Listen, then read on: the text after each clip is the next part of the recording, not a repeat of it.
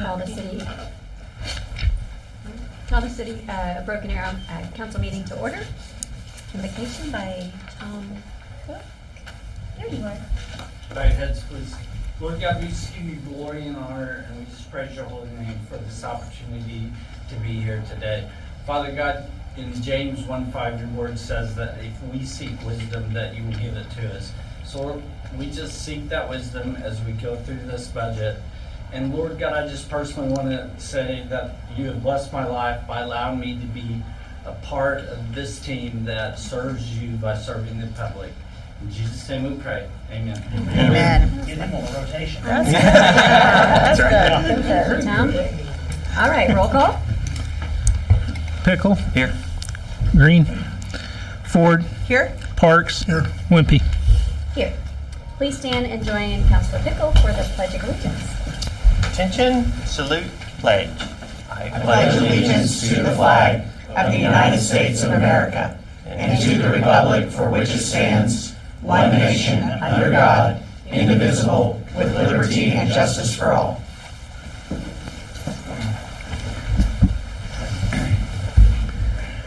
Item 5 is in general council business. 5A, presentation, discussion, and possible direction regarding the revenues, expenditures, and budgets of the city of Broken Arrow. Michael Spurgeon. Mayor, members of council, members of the leadership team and administration, it's great to be here today. Obviously, you know, by statutory, one of the most important responsibilities the council members have is approving the spending plan for the upcoming year, and this is the opportunity to begin those discussions. And as you know, for the last at least 11 years, we've actually come together in a budget work session where we review the proposed budget plan from essentially administration with the goal of reviewing all the expenditures and then following the statute by actually having a public hearing at the first meeting in June, followed by the possible adoption at the second meeting in June. And so this is the workshop we'll have. You have everyone here today. As you've seen from the budget agenda, several departments, as in the past, are also going to give presentations. This is the council members to ask questions, make changes, give direction regarding the proposed expenditures. If there's something that you have more questions about, if there's something you'd like to add, this is the governing body's opportunity to do so with the specific intent of sometime next month adopting the budget. So let's go to the next slide here, if you will, please. So this is the budget work session agenda for today. Very similar to what the council has seen in the past. There are a couple of items in there that are new, specifically the presentation of the 2026 bond, proposed bond package schedule. That's something brand new. Every year in the past it's been a part of the discussion. Tonight, when we get to that, we're going to actually have some suggestions for the governing body. Then we can get your direction and go forward. And so, what I'd like to do right now is the council has their book. I'd like to ask you. I'm going to have to go through a couple of pages in the executive summary that I just things I wanted to point out to the governing body before we go through the slideshow. So, if you'll turn to page number 2.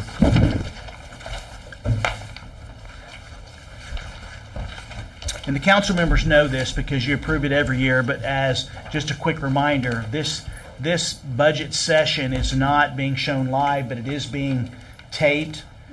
So everyone that has interest in learning about the budget process, and a part of the in-depthness of today's presentation, we're going to go in a little bit more into depth because during the discussions we had during the bond package, after every discussion about the package, almost every meeting turned into other things that were going on within the community, including the budget process, how the council determines the proposed expenditures, and things of those nature. So we're probably going to go in depth in several different areas.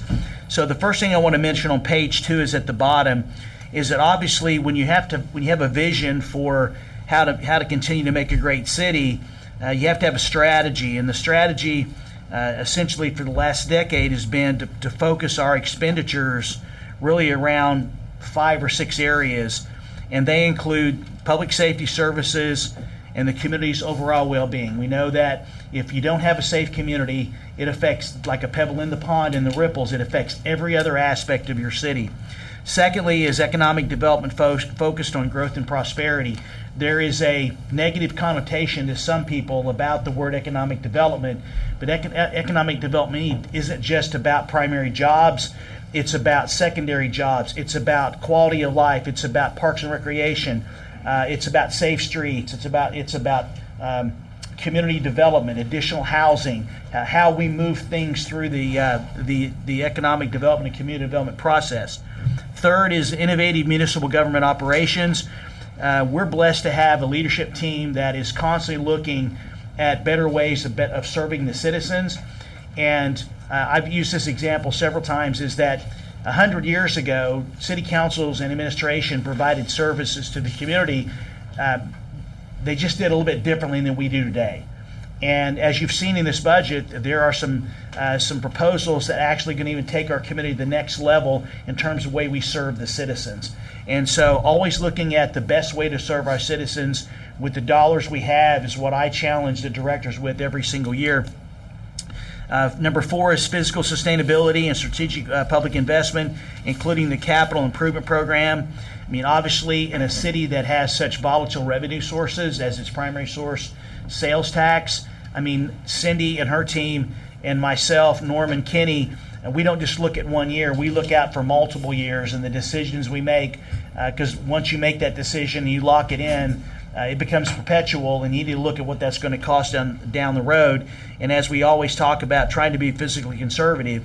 And then finally is transparency and communication. As the council members know, because you're out of town probably as much, if not more, than the staff members are, everyone talks about the transparency that Broken Arrow has. We do focus on trying to let our community know what's happening, because we think they deserve to know what's going on at City Hall and around the community, on the things that we can talk about. And I think we do a great job of that. And so when we build the budget, I'm always looking at is how is this going to accomplish one of these 5 goals? Keeping our city safe, how to drive private investment, which generates the revenue we needed, which is not a bad thing because it pays for the city services our citizens expect. How to better serve the citizens, make sure we have finances available for today and tomorrow, and then telling the public all the things that are happening. So with that, would you turn to page 5?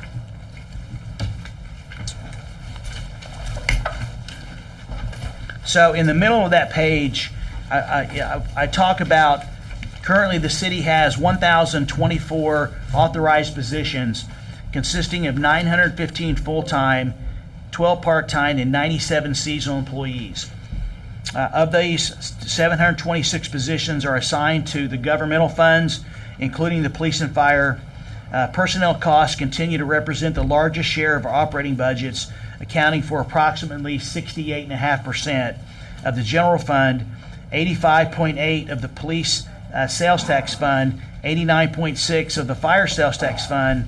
So I think it's important that our employees are the number one resource that we have in this community. They're the ones that the council basically expects to be out there 24/7, 365 representing the city.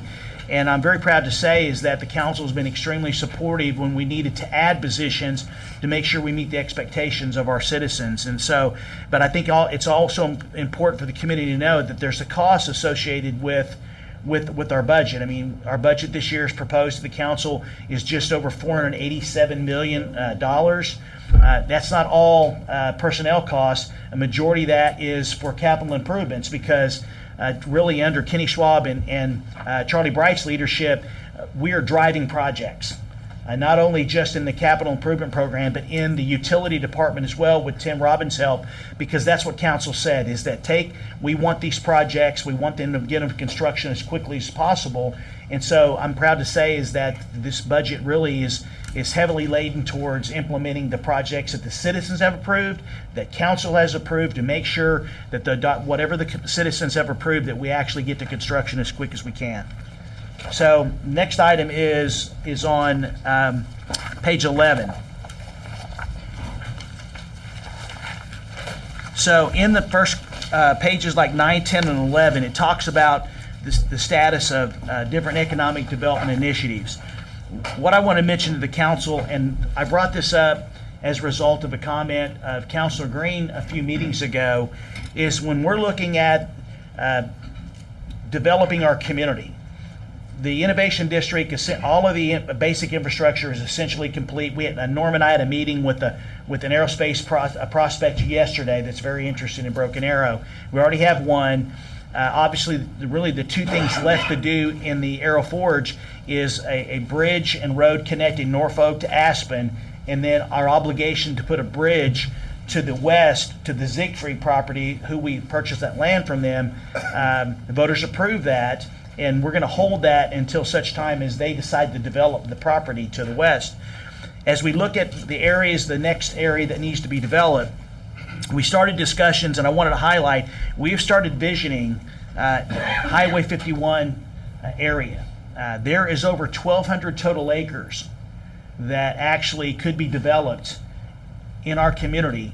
And so that's going to take a lot of visioning, and that has started with looking at actually the infrastructure that we've needed to support, specifically water and sewer. And so we started discussions internally and with the EDC, and the council is going to start to hear a lot more about the development of the Highway 51 area as we move into the future and as we transition away from Arrow Forge.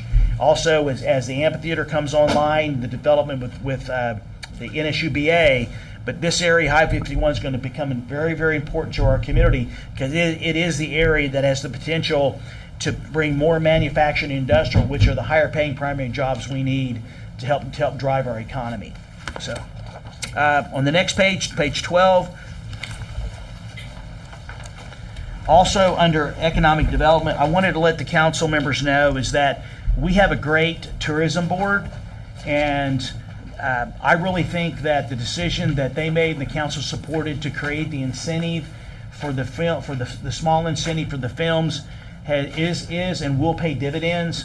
And I just wanted to let the council members know is that we are going to be looking at other opportunities to try to bring more films and basically film festivals. We're hoping that the film festival we have in October actually will be the first of something that happens annually that's going to draw more people to our community. And so there are other opportunities that actually are out there that we could take advantage of. It's just a matter of determining what our strategy is. And I know that under the leadership of the board with Councilor Ford, they're talking about trying to take advantage of those strategies with the ultimate goal of bringing more people into our hotels, using our restaurants, and helping support our economy to help to make sure that we continue to be a place that's number one business friendly and generating the revenue we needed to be able to pay for city services. Next on page 13, included in the SDCI is $150,000 to conduct an airport feasibility study. And that's something that I mentioned to the council back in December. Obviously, it generated a lot of interest when that was brought up, and that's something that I still need direction on the council. That's something we would like to proceed with. I just want to be real clear for those that will watch this is that we're not talking about building a Tulsa East or a Tulsa International East. There are many communities in the state of Oklahoma that have municipal regional airports that support business and industry. And several council members have asked, what would it cost to actually purchase the land? Where would that be? What would it cost to put the infrastructure to get to the site, build a runway, build a terminal, and actually build the runway itself to support the business and industry that actually have planes and use those planes on a regular basis. And so working with Charlie Bright's team and Kenny Schwab, we've come up with a number that we believe is really good, $150,000. It'll take about a year to come up with the basic decisions that council would need to be able to make if you want to move on to the next step. And that includes what type of revenue could be generated from an airport, as well as what it would take to make the improvements if council should decide to go forward in some fashion. So I know we've looked at an airport before, but did we ever actually do a study, or we were just had a discussion, which was 20, 30 years ago or something? There's a study from like 1980, 81, something like that. So that's the only real study that has been done. Okay. I didn't know if there was any info that would still be Relevant. relevant. I know cost-wise, nothing would be relevant, but if there were just any environmental things or anything in the former study that could be helpful. Farhad mentioned that, Mayor, and so as a part of this review, we're going to get that study Okay. to the consultant that council selects, and they're going to review it for the very things that you just mentioned to see if there is anything that is still relevant. Obviously, we can't meet the 30-mile requirement to receive federal funds when we talked to the folks at the state aviation office. And so their recommendation was, if you decide to proceed with it, try to make it as close to your city as you can, because obviously there's advantage of that. And then if you do build an airport, then it's easier to work with your federal delegation to try to get it added to the list of airports within the state that could receive both capital and operational funds. So we're going to do that if council approves it in the budget. So I wanted to mention that. And Yeah, I was just going to say, yes, what the main thing they were looking at that time too was any property that would be available, you know what I mean, to do that. And that would mean that you would need to kind of do it pretty soon. We said then it needed to be pretty soon because, you know, you get a neighborhood or two built and you're going to run into a lot of problems. So the sooner we can get onto it, if we're serious about it, the better it was. And that's the way it was back then. It was, and then it was in the southeastern part of the city somewhere. so obviously, I think possible locations would be to the east. Exactly where that could have to be determined in some recommendations. Now, Charlie had a really good notion about this. They're probably not going to pinpoint that says this lot right here or these lots. They're going to come up with a swath of an area that has that potential, because some people will think, well, immediately we're going to go out and buy that property. Yeah. I mean, this is still several years away at a minimum. But before we can even go forward, you know, council needs to look at a study that shows potential roadmap for doing so. You know, Mid-America has, up at Pryor, they have a nice airport. We toured it just in the last few months, and it's really nice. It's a small airport, but all the businesses, it really incorporates all of that into that. That's what we're talking about right there, to support the corporate jets that fly into our community. Also, there's no hangar space. From what I understand from talking to a number of pilots and a number of businesses, many have to house their planes in Northwest Arkansas. That's the closest that they can get. So really is that, you know, this is just a study, as I was trying to indicate back at the end of the year. It's just a study that gives council the option to be able to say, if you don't do it, here is the justification why you chose not to go forward. Because there are a lot of people in the community that I know that have talked to council members. The chamber's been hit up about it as well. So this is an opportunity to determine if it's something that would be viable for community. It may not be today, but certainly, you know, if there's an opportunity to go forward, now you have a basis on which to build upon. So, okay, page 20, just real quick. I did, as I mentioned, about personnel total. I wanted to specifically talk about Bama currently has 298 individuals, including 295 full-time and 3 part-time staff. I did want to mention that in the second paragraph, the rate model calls for adding some additional people. However, I am recommending that we defer adding additional people in Bama, just because obviously adding additional people, there's a need to adjust the rates for that. And to me, I think that this is the year that we could defer adding in any additional people. There's been some recommendations to actually retitle individuals, turn open positions into other positions that would better serve the entire organization, but specifically Bama. But I think this is a year that we should hold off on actually adding any additional personnel. As far as the rate model, My plan is to basically, as a part of the work session that we will have sometime in the middle to late part of July, is we will actually discuss and council will finalize the proposed budget, because we haven't, I have a proposed rate study, but there's a couple questions that I want to finalize. I want to get that the council time to look at it and then make the decision at the work session, probably sometime towards the end of July. So, okay. The next item is page 22. So at the bottom of page 22, what got lost in the airport was the fact that I also mentioned, and the council has talked about this individually, and as I've discussed it with you, there is a need to actually do a study for both a transfer station and a green waste disposal site. It is extremely important to begin those discussions. Obviously, the fact that we have to transport our waste to the west side of Tulsa County, there's a huge operational cost. The wear and tear on the trucks. Obviously, number one, the wait time. We have to wait some time for disposal and just other operational costs. And so I've asked Jerry to work with also Charlie's team and Kenny to come up with a number necessary to do that. And so as a part of the upcoming fiscal year, we're going to present to BAMA the findings from the study. So then, as we look at building the future rate models, that's something that the authority can decide if we want to move forward with the transfer station and the green waste site. So that this begins that process. So, and that's all the comments that I have. I mean, my executive summary, as always, gives you a very in-depth look at all of those 5 areas that I mentioned that we try to focus on.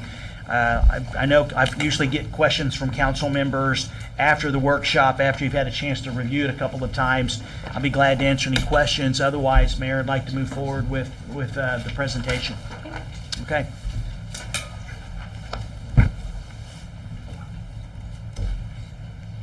So the council members hear this every single year because, just to be consistent, is our budget it's a policy document, it's a financial plan, it's an operational guide, and it's a public communication device. It's available for our citizens to see if they have questions, and we have the tool that actually allows them to go in if they take the time to look at our expenditures, what we've spent, where we are with respect to our budget. And so I'm very proud with the job that finance does and all the departments in being transparent with regard to the open communications. But really, it's a policy document, and we follow it throughout the year because the expenditures that we bring to you are what council approves sometime in June for the next 12 months.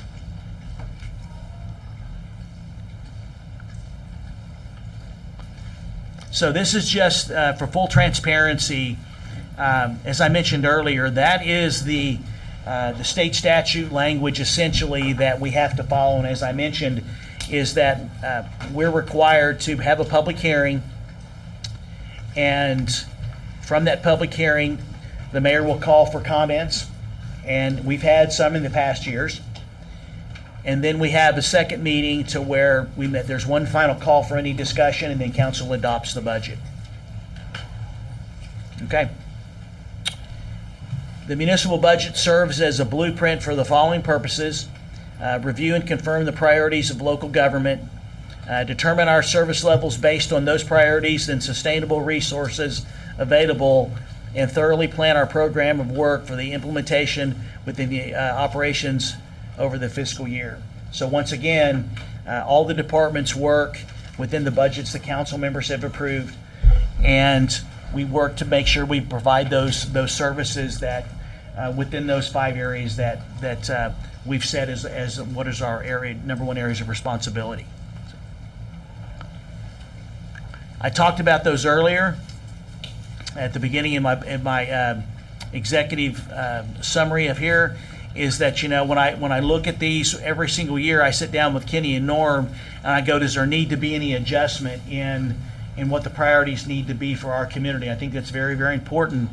And I can tell you, our focus is to make sure that if there are requests for funding, does it fully fall in, to me, does it fall into one of those areas that are up on the PowerPoint? Okay, as I mentioned, the budget executive summaries, section 1, pages 1 through 24.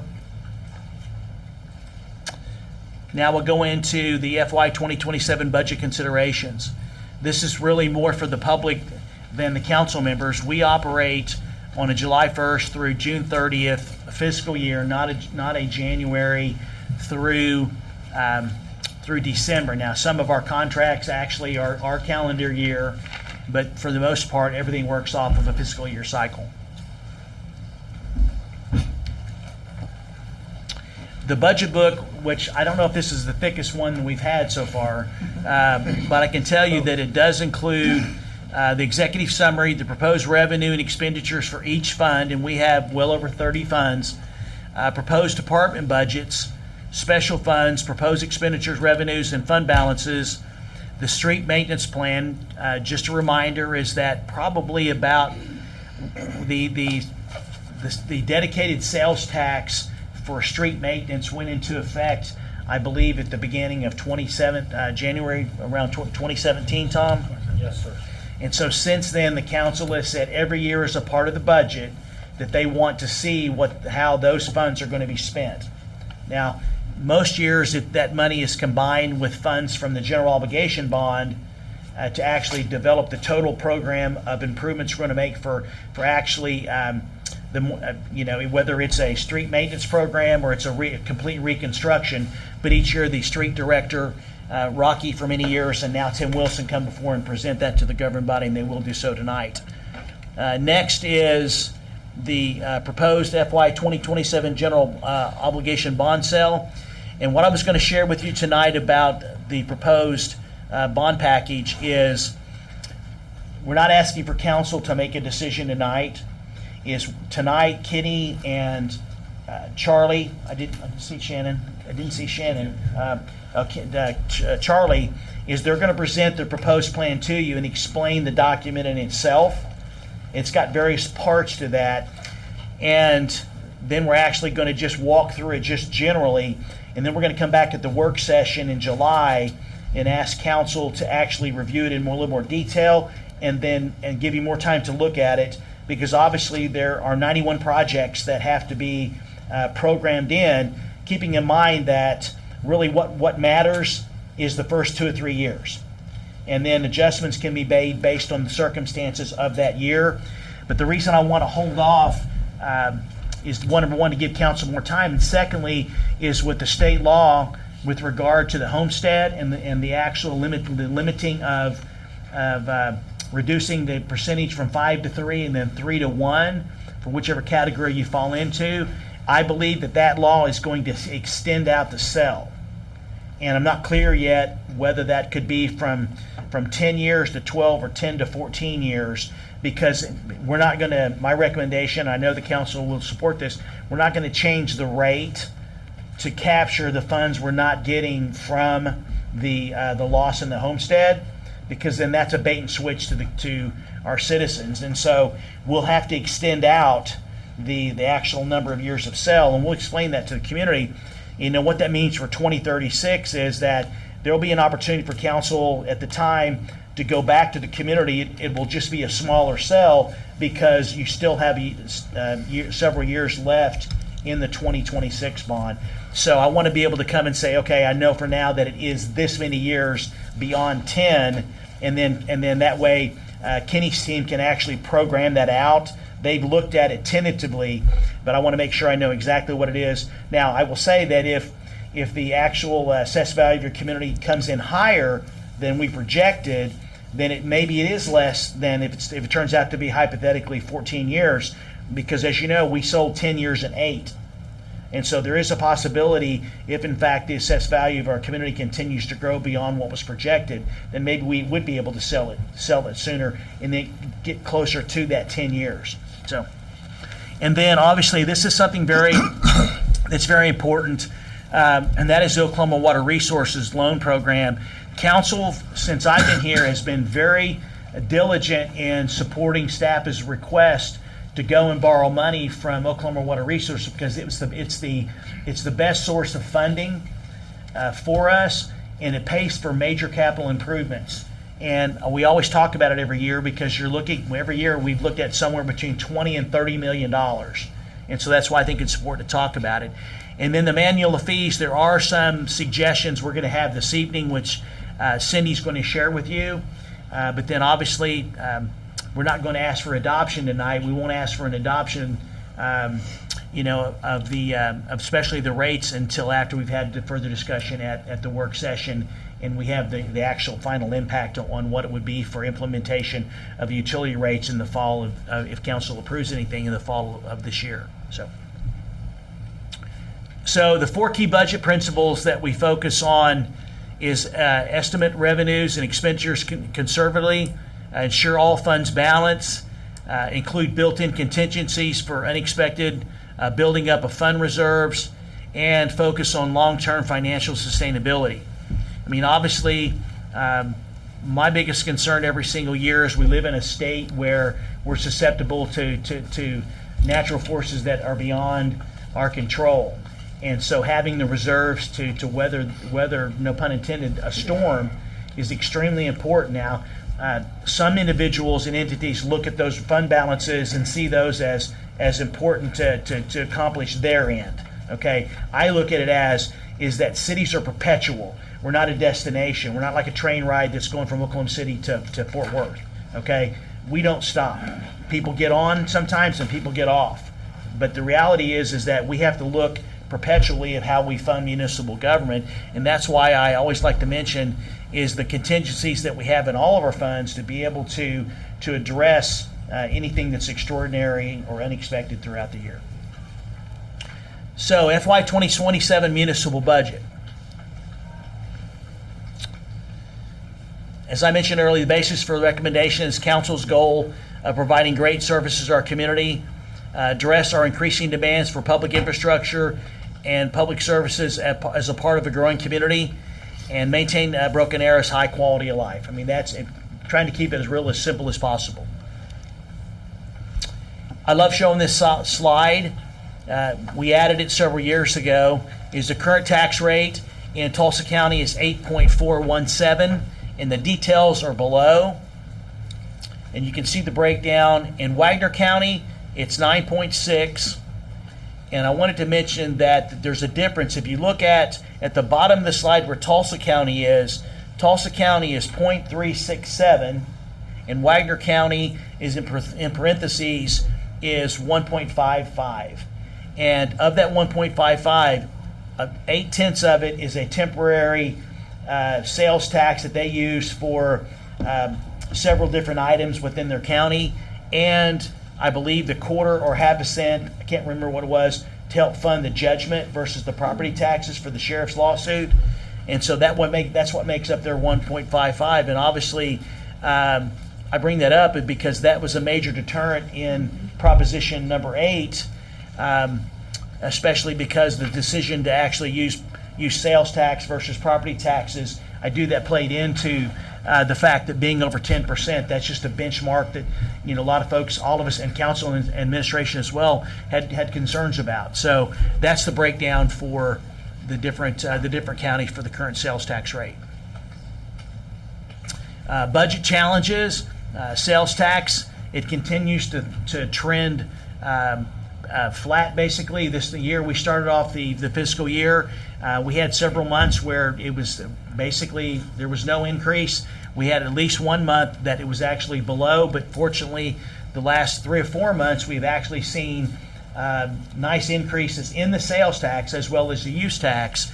And so that's a really good trend. Obviously, we're projecting a 1.5% increase in sales tax because obviously anything above that I'd be concerned considering the economy. Inflation, this is the biggest challenge, is that everything continues to cost more for the things that we have to buy or the services that we have to secure or provide. Another item, this was brought up extensively yesterday, was there continues to be a supply chain availability. The lead time that we have the prognostication directors have to do to actually make sure that we have, it's no more just in time. That type of theory is we have to be looking sometimes months and years ahead to get what we need. And then once again, I've said this every year, and I continue to. I know the council understands this. There's just a current overdependence on sales tax. That continues to be my biggest concern, especially when you look at our sales tax collections was almost like a roller coaster. I mean, it just ebbs, it peaks and valleys throughout the entire year. This last 2 years have probably been the most, I would say, unstable. Where the other years it was pretty consistent. So here's the it's graphed. It shows you. There's nothing on August because it was pretty much exactly flat. So you can see October and December, which would have been for September and November, we're well below. But fortunately, you can see, January through April, we had some nice percentages, and that's why I continue to promote local, shopping local. That's why I continue to actually, economic development-wise, our TED team and the administration is constantly looking to actually continue to try to attract more retail and commercial to our community. Our two major economic development projects to the north, actually Travis told me today that they should actually start to deliver stores open for business in September. And then Hackberry Market is not far behind it. So those are going to be major drivers for our community to continue to give folks an opportunity to shop at home. So I would think that January would be the low month and December would be the high month because of just Christmas shopping and everything. That doesn't shop until January and February. Got It all depends on. let's go back to that, Cindy. Let's go back. Okay. Yeah, for December, usually January, February, so you can see, yep, January and February were both up. Yeah. Okay. Because the December is actually through like November 15th. It wasn't even Black Friday yet. Okay. So it lags. Okay. Okay. So the proposed budget for the entire organization for the upcoming fiscal year is once again submitted to you at $487,039,418. So the breakdown for this year is for operations, it's right under $195,000. That's a 7.5, just at 7.5 increase over the previous year of $181 million. The capital outlay is $242 million, almost $243 million, which is a 5.2 increase over the previous year of $230 million.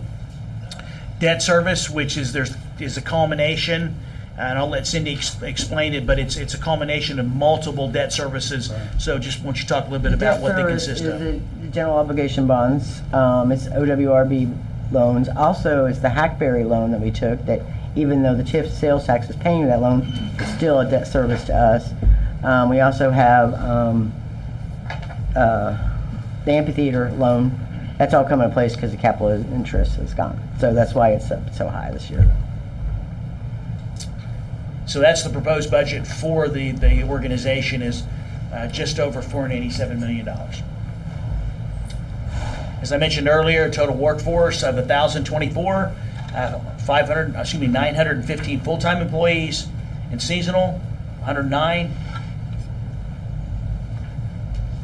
Now the general fund, which is obviously, it consists of many of the departments that are in here, outside of police and fire, and also utilities, BAMA, is proposed at $158,527,205.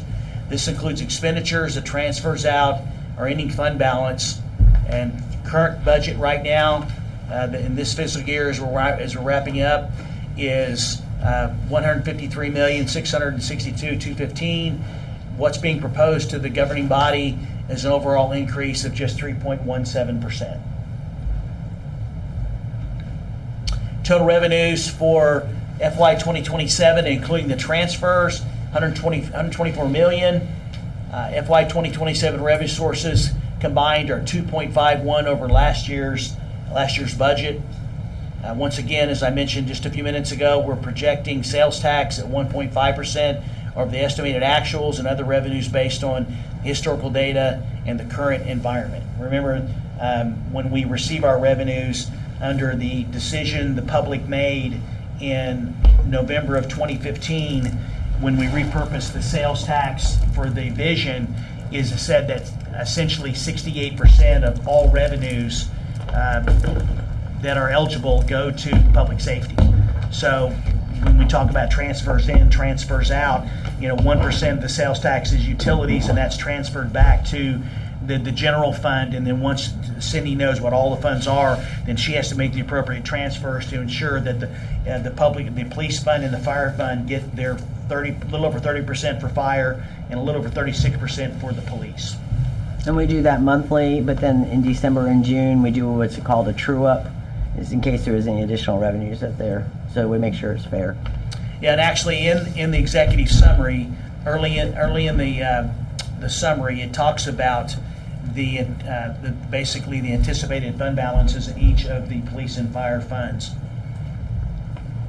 Personnel services for the general fund make up to $23 million. Other services, supplies and materials, so the total operating expenses $34 million.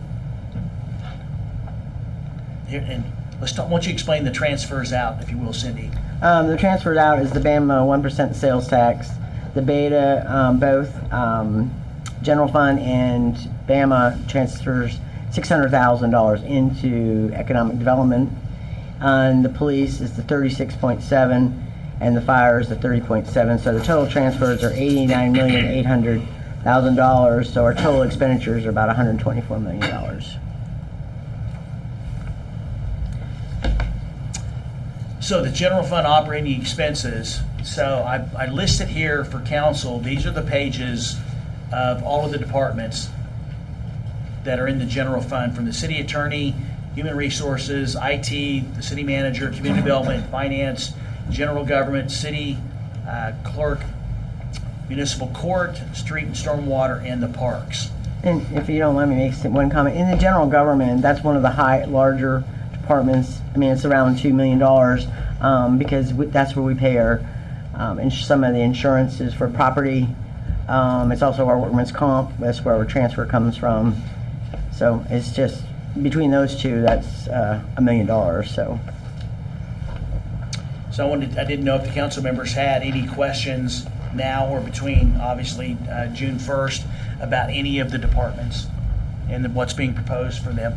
Everyone this year was asked. I mean, obviously, I am concerned about a little bit about sales tax, and so everyone was asked to go in and to actually reduce their expenditures or to keep them as flat as possible. And I'm very pleased to say that in many cases the departments were able to do that. Because this year has been the most challenging, and all the departments did a great job of cutting back and try to do just what they needed. I'd have one comment that, and not a question. I read through this earlier, and I'm certainly in agreement. You've done a good job with it. I just want to make the comment that two of the biggest items, I think, in the future of Broken Arrow, and not that we need to do anything with it now, we just don't want to lose it, and that's a future water source and a sewer system out East Broken Arrow. So those are going to be very expensive projects coming up in the next few years. I know we've got the rights, at least for the water. I just want to make sure that we keep those. I know we're not spending money for it now. Citizens couldn't afford it now. But those are things that are really detrimental to the city of Broken Arrow, because our water resource now is not a good water resource. You want to talk about it again? I think he said it very well. Yes, we have a MOU in place with UWA. It's actually sitting on the end of my desk, and they've been asking some questions about it. We kind of need to pick that up on the water side. On the sewer side, I think that's interesting that RMUA, Regional Metropolitan Utility Authority, we're one of 5 cities that are part of that. I believe at their June 10th meeting, they are planning on putting it onto the agenda to talk about an east side plant. What do they do? Do we go together or not? So Tulsa is starting to grow out that way as well. So there's some, it's on their radar as well. And I'm not talking about monies in this budget, I'm just talking about doing the legwork, you know what I mean, to keep that going, because I'm telling you, we looked for years, and the only good water source is back on the Grand River. And we've got, 12, 15 lift stations that we're having to pay for all the electricity and everything for that. So those would nearly pay for themselves when we finally can get to the point where we can afford to get them. I just wanted you to know that I feel like those are the two biggest projects in the future that we need to make sure we stay on board with. I agree with you, and I agree with Mr. Spurgeon, that East Broken Arrow, water and sewer is something that we need to keep high on our radar and plan strategically. And I think that those partnerships are in place, and I think other entities are now beginning to say, hey, we need to start looking this way. You know, council's given direction, and Right, so I knew that. unless a future council says that's not what we're doing, I mean, we're planning for that. We're actually spending money now, Okay. doing the preliminary designs and review, because, 2035, 2040, you'll be here before we know it. Yeah. And so I know that Tim Robbins and Emily, as well as Engineering Construction, they're working towards some of those goals that council has with respect to, obviously we know where we are in terms of being able to provide potable water, to approximately 2040, but also council basically said that they want to have a sewer plant in the eastern part of our city as well. And so we're proceeding as council's directed. And so, like I said, unless council steps back, and maybe it's a good idea sometime during the fiscal year, is that we have a work session and we just update the council on just a reminder, what direction was given, and then what we've done preliminary to move towards council's implementation of council's direction. I just wanted to mention it because it's a great big expense coming up in the years to come. Agreed. Okay. Quick question. So I noticed on the budgets for each of the departments on, say, like the attorney's office, I thought maybe we had added additional attorneys, but we didn't. But the budget for salaries is almost doubled. So is that just pay increases? There was one year that we used ARPA funds. Wow. So like finance, I think it was FY. Because like HR is almost double. Right, it's because 1 year, was it 25, Tom? Yes. 24. We use half the salary, so from July to December, we transfer the money, we transfer the salaries to ARPA, because that was a usable funding source and we had it Okay. earmarked, so yes. Okay, because the next year's are just slight increases, but I was like, oh, We that's still quite look a at it and jump. go, what's Yeah, the- not that you're not So worth it they're ever, actually 'cause you back. are. Yes, they're back where they were, but salaries for certain government entities, departments were ARPA allowable. Okay, like IT did gain an extra person, so theirs Mm-hmm. only jumped up a little bit, but, okay. Thank you for the question.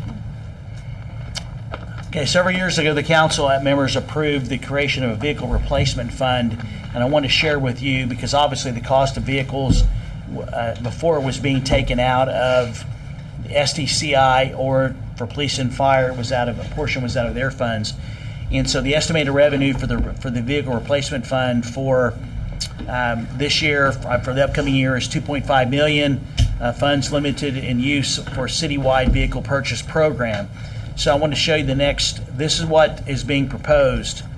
And I want to share with the council is that for the last 6 or 7 months, led by Ryan Bays, I asked Kenny and Norm to work with him and develop a very detailed policy on the purchase of vehicles. And I'm going to be looking at that policy probably within the next month or so. They have come up with recommendations, and right now, until such time as if council approves what's recommended, is that until I approve the policy, we're not going to be purchasing any vehicles, and I'm going to try to get to it quickly. But going forward, all the purchases, all the vehicles in future budgets will go through the committee and the policies, and so what's submitted in future years will actually been approved by the committee in terms of the vehicle replacement program. Somebody needs to add a vehicle, and they're going to have to go through the committee and justify the need for that vehicle. Ryan's proposal is, I think it's amazing, and very few cities have this. But to me, it's going to be more of a data-driven policy on do we really need to replace vehicles? What are the conditions of vehicles, and how to go about it in a data-driven basis. And so I'm very excited about this. I'm very grateful the council approved this, and as you can see, our largest expenditure happens to be the police vehicles. Bama $658,000, and believe me, I know council members. Obviously, where's that porridge is just right for how long we keep vehicles. And sometimes you keep too long, you're starting to pay more for it. And another thing we're going to get away from is sometimes, and this is one thing Ryan's explained to me, is that we start handing down vehicles.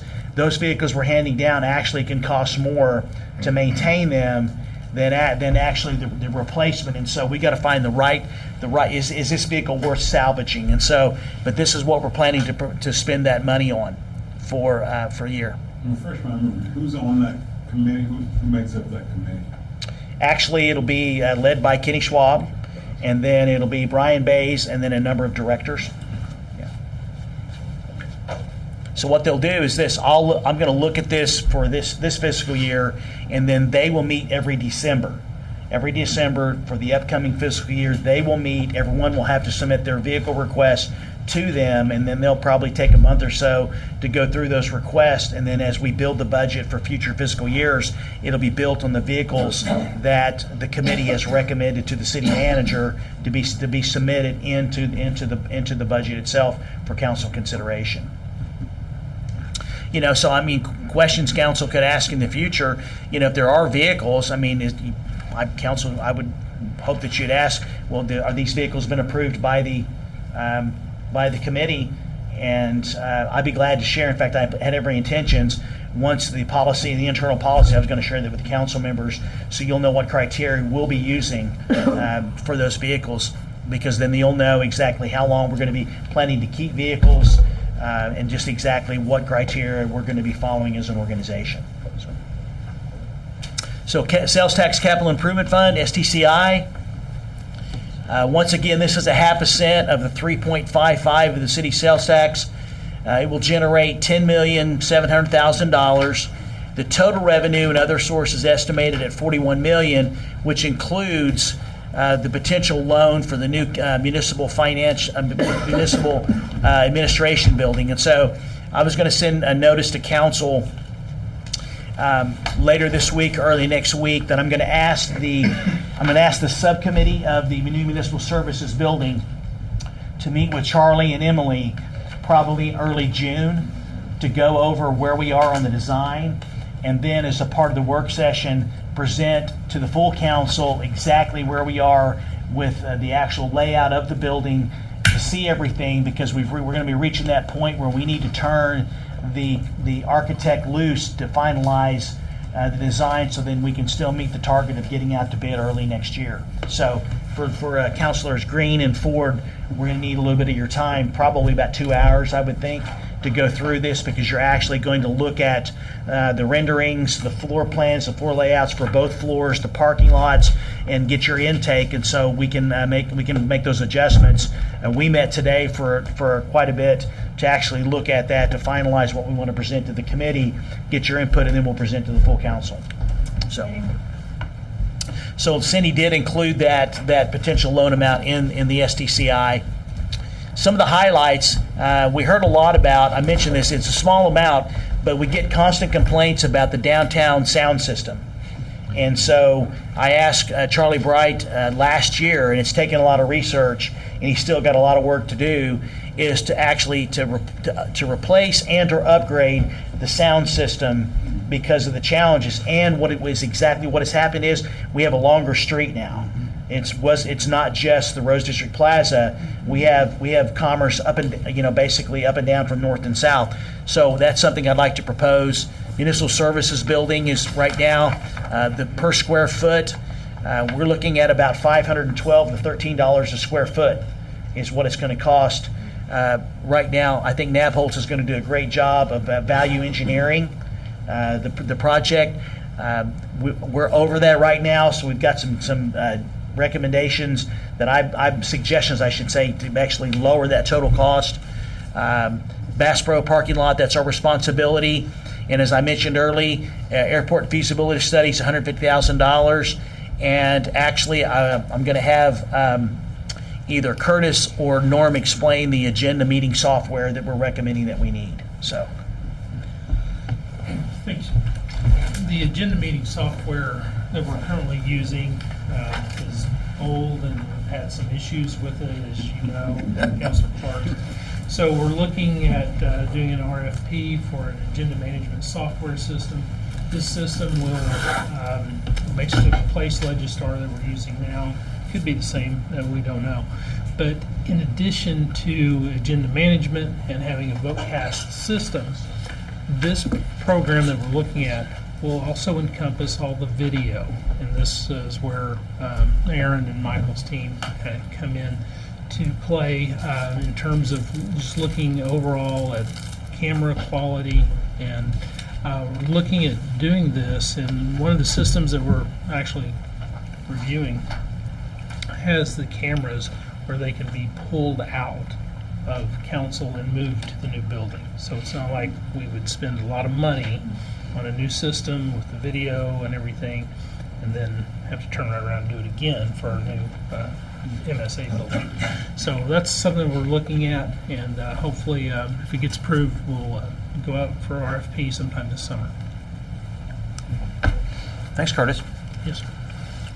So the total STCI with rollovers is $49 million. And just a reminder of rollovers are projects that extended over multiple years. Sometimes we start a project in a given year and it actually is not completed. So what's unexpended, if it's been started, it actually is rolled over into the next year because obviously it's not completed. So we carry those funds over for accounting purposes.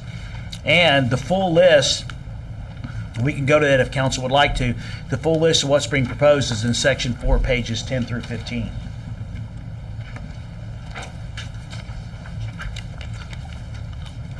Street sales tax fund. Now this has grown as we've seen growth in the sales tax. We've also seen growth in the essentially it's about a 0.3, I believe, of the 0.55. And so you can see revenue estimate this year is almost 5.6 million. New projects, which Tim will talk about, the mill and overlay, you're looking at about 4 million. Miscellaneous projects, 500,000, and alleyways, 175. So fortunately, as we just had a tradition, is that we try to spend that money, get it into our neighborhoods. Council's been awarding contracts. Actually, there's a total of about 26 neighborhoods over last year, this year, and the next year that we're actually going in and doing asphalt and concrete work. Okay. Police sales tax fund. Sales tax generates, that's a part of the repurposing of the 0.55. Total revenues available for the police fund.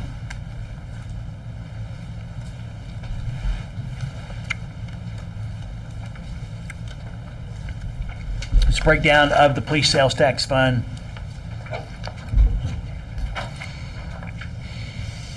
We talked about that just a little bit earlier. Total budget proposed a little over 41 million. Capital.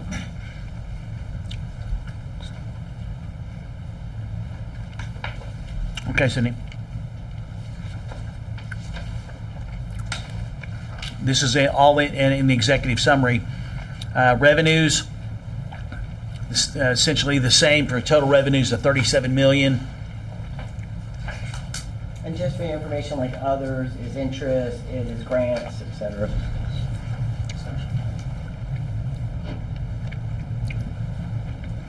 So here's actually the proposed expenditures for the fire department, 34,700,000.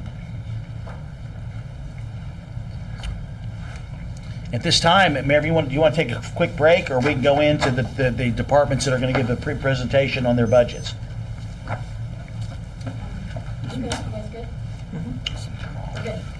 Well, at this time, I'd ask Kelly to come forward and present her budget this year. Good evening, everyone. Thanks Thanks for having me again this year. I'm going to present to you our HR department proposed budget for fiscal year 26-27. I'm going to concentrate mostly this year on people and services because that's what we do in the HR department. You can go to the next slide. Our department, of course, is not only responsible for the entering and exiting employees into the organization, we are involved in so much more. Those areas involve talent management, employee engagement, compensation, benefits, HR system support, risk management, and training and safety. Our talent management team, they are involved with recruitments. They manage all of our applications that we receive in and that we respond to the applicants when they apply. They provide interview support to all of our departments, and they also serve our community by going to hiring fairs and job fairs. The employee engagement coordinator handles all of our employee onboarding. She does employee experiences, so all the fun things that the employees get to do. She works on our exit and stay interview programs and also our employee recognition programs. Our compensation coordinator supports payroll. They do compensation and benefit surveys. They manage our compensation plans as well, and they do a lot of analysis for us on our compensation plans. Our benefits team, of course, they're involved in the benefits administration. They do open enrollment.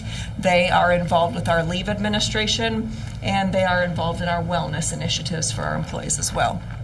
The HR system support analyst, he is involved in our performance management systems, which is NeoGov. He is involved in the HRIS support system, which is our human resources information system. He does a lot of file integrations for our benefits team. That's a really involved job that takes a very special person to be able to do. And he's also involved in a lot of data and analytics and project implementation. Our risk management coordinator is involved in workers' compensation, risk, property management, and our liability insurance. And then our training and safety employees are involved in our policy management, organizational compliance, and they help develop our employees. Of course, we serve the workforce, so we are all encompassing. Most of our employees are specifically dedicated to one specialty in their job, but they serve our whole organization in so many different ways than just one. You can go to the next slide. This is our HR team and reporting structure. We have had the opportunity over the last couple of years since 2022 to increase our team by 2 people, which is 20%, and that is thanks to the City Council and our city management team.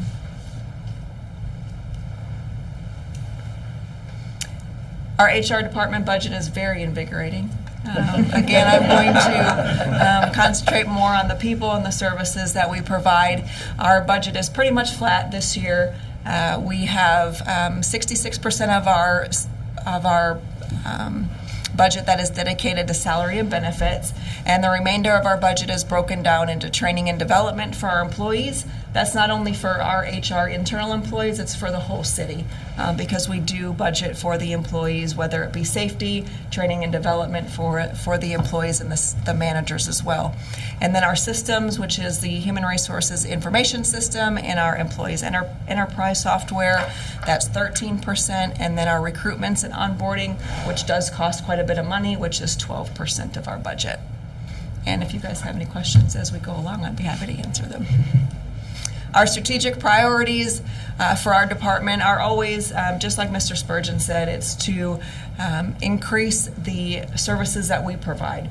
We don't get to provide the opportunities to the citizens, however, we provide those opportunities internally, so we are always looking to improve the services that we provide to our employees and the opportunities that our employees have. We are always looking for operational efficiency in HR infrastructure, our leadership development programs, performance and accountability for our employees and the supervisors, our employee experiences, which are very important to us. It's how they engage in our workforce, our employees' health and wellness, and then, of course, our workforce stability. The outcomes that we were able to achieve this last fiscal year through the support of City Council and management was our COBA Launchpad. COBA Launchpad is our employee orientation program. It is a full day and the employees they come on board, they spend a full day with the team in HR, and they learn about our benefits and the programs that we serve. They learn about servant leadership. We spend a lot of time on that, and also our values and our mission. We also were able to create a program called Elevate this last year, which is a 20-hour training program for all of our supervisors and managers. They went through all the policies and procedures and were able to grow and develop everybody on the same page. Historically, that hadn't been done, so we took a lot of time developing each of those supervisors and managers. We have had support through the physical, mental, and financial health through the development of a wellness committee. We were able to create that last year, and we held a very well-attended event over at Nienhuis, and we also look forward to doing that again this year. We had the opportunity to implement the Rising Star Award. That is an award that is given away one time each month.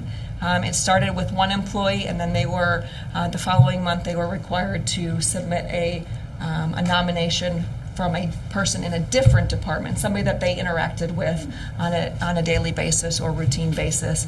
And we've been able to pass that around several times, so that's a really good program as well. The employees really like that, and they get to, other people get to see their contributions to the city. We have been able to develop our stay interview and exit interview programs as well, and we continue to try to improve those programs so our supervisors and our department heads understand why people may want to leave or why they are leaving our organization.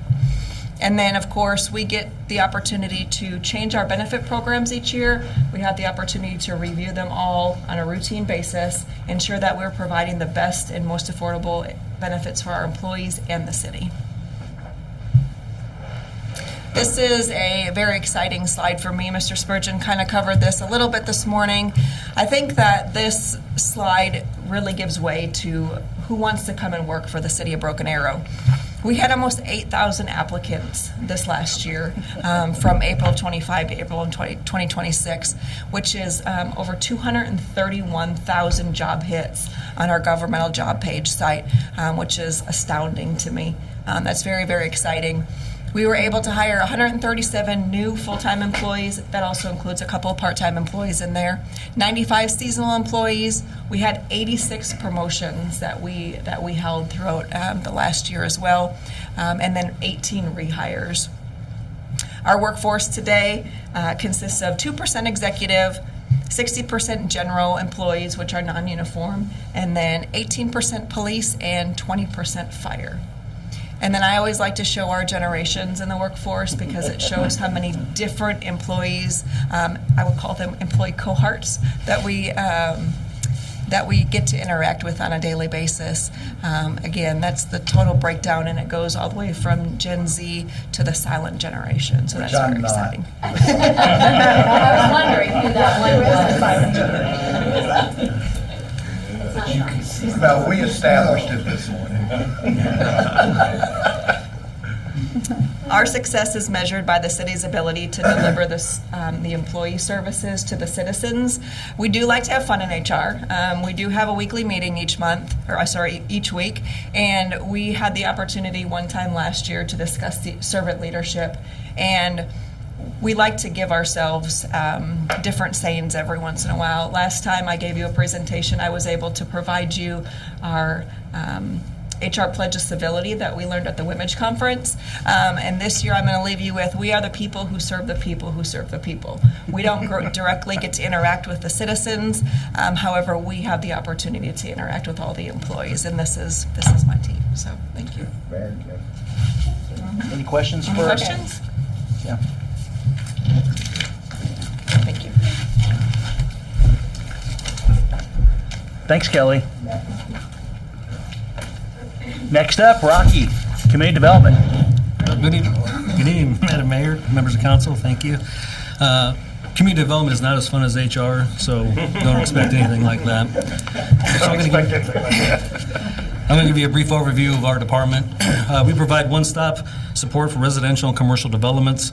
We support zoning, permitting, inspections, licensing, plating, and planning, and we help guide long-term growth and economic development, and we work closely with the residents, stakeholders, and developers or property owners. Here are the divisions in community development. We have planning and development, which consists of planners and engineers. We have placemaking division of 1, which is the treasurer, Farhad Daroga. And then we have a division, neighborhood engagement and building inspections or code enforcement. And then we have community licensing and permitting. Are you bringing that to that picture? Yeah. I wish. We consist of 38 full-time employees, 2 part-time employees, and 1 seasonal employee. Again, the purpose of our department is to provide customer service, inspections, permitting, planning, code enforcement. We do have a little fun, I guess, with special events in the farmers market, so that's an interesting aspect to our department. Some of our major responsibilities in our department is to rezone and do a review of land development. One of the things that we offer that's different than most communities per our zoning ordinances, we offer pre-development meetings, or sometimes we offer pre-development meetings. So if somebody's interested in purchasing a piece of property and they have a vision, we're able to sit down with them and communicate, yes, this will work, this is what you need to do, or your vision is probably not going to work here, so don't take the time and invest in that property because it's probably not going to work to your favor. So this gives them, the property owner, insight into the city through all the zoning codes, the steps they're going to have to take, whether it's the fire marshal, stormwater, engineering, permitting, building inspections, so they have a holistic view of what they're getting into before the project really begins. Like I said, we also do building permit review and inspections. We do code enforcement, long-range planning, and comprehensive plan implementation. So like tonight or tomorrow night is the first advisory committee meeting for the downtown master plan. That's part of that long-range planning that we do. Provide support for commercial and residential investment. So planning and development performance indicators. We review several hundred applications a year in the planning department. Just for example, last year alone, we held 157 pre-development meetings, so that's an average of 3 a year. And these aren't just show up and we have a meeting. You know, these take time to research the piece of property, so we're able to provide the information up front to them. We do site plan reviews, rezonings, PUDs. Vice Mayor Parks is real versed with PUDs. So we provide several hundred of applications that we review throughout the year. Commercial plan reviews. So here's the chart there from 23 to 26. You can see it's pretty consistent for the last almost 3.5 years. We provide a thorough review of commercial plans to ensure compliance with codes and standards. We're efficient, we're timely. We have a 21 working day review timeline. So when you factor in the weekends, it's about 28 days, 29 days for us to review and get back comments to the property owner or their team. We collaborate with developers and design teams, and our commercial plan review under Joe Williford has a commitment to safety, quality, and sustainable community growth. So this next slide here is the housing starts for the last 7 years. As you can see, well, you can't see it, doesn't tell you here on the slide, but for the last 7 years, Broken Arrow has been the leading municipality in the Tulsa metropolitan area with providing home starts. And through April of 2026, we continue to be that leader in the Tulsa area.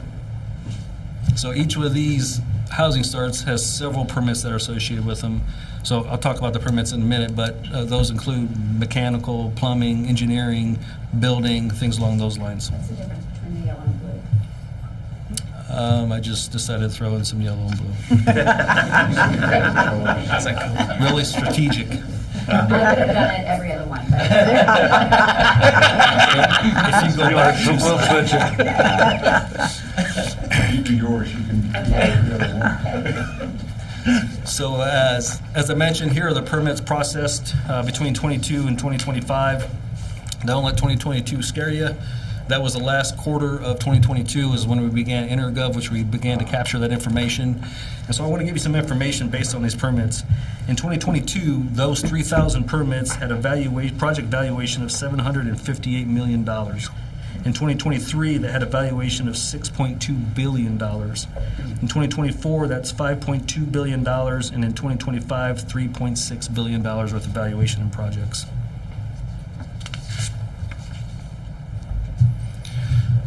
And here's the inspection reports for the last 5 years, 4.5 years. As you can see, it's very consistent. Again, these are building and commercial inspections. We have 5 to 7 residential inspectors, and then we have 3 commercial inspectors. Code enforcement, again, this is pretty consistent over the years. We provide proactive enforcement. We promote safe, healthy, and attractive neighborhoods. We provide a timely response to help reduce future violations, and we enforce and protect property values and support quality of life, and all of our decisions are data-driven. Now some of the fun stuff, the farmer's market. It's fresh. We provide artisanal goods, baked goods, and treats. It's a vibrant community gathering place, directly supports residents, farmers, and vendors. The farmer's market launched in 2003, was the first market. At that time, we had 10 vendors. Today, we have 60 vendors with 35 vendors that are on the waiting list. We just don't have the capacity for it. So in the newly passed bond with the Rose District expansion, that's going to be a great place to add those additional vendors.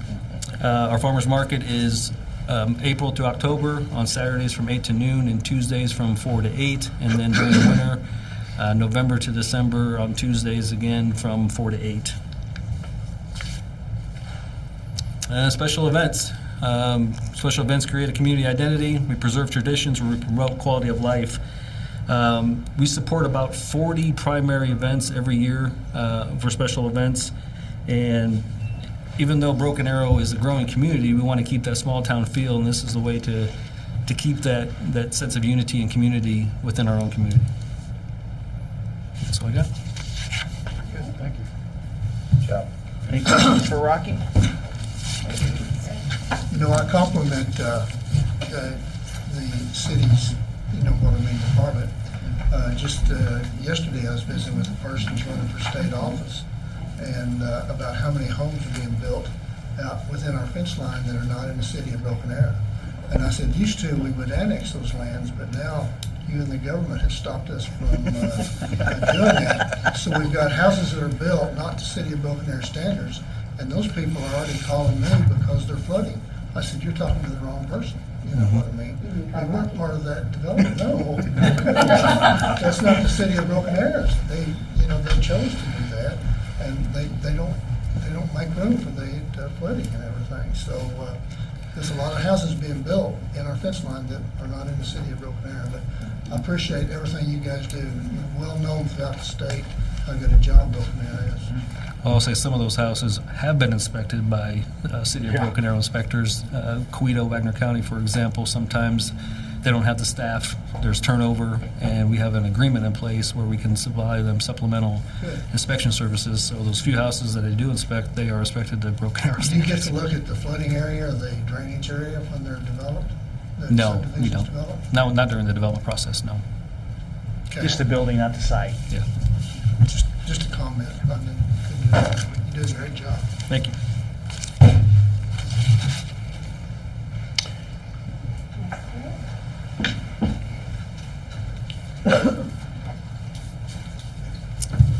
Good evening, Madam Mayor, Vice Mayor, Council, Mr. City Manager. Yeah, I really appreciate having the opportunity to spend the next 45 minutes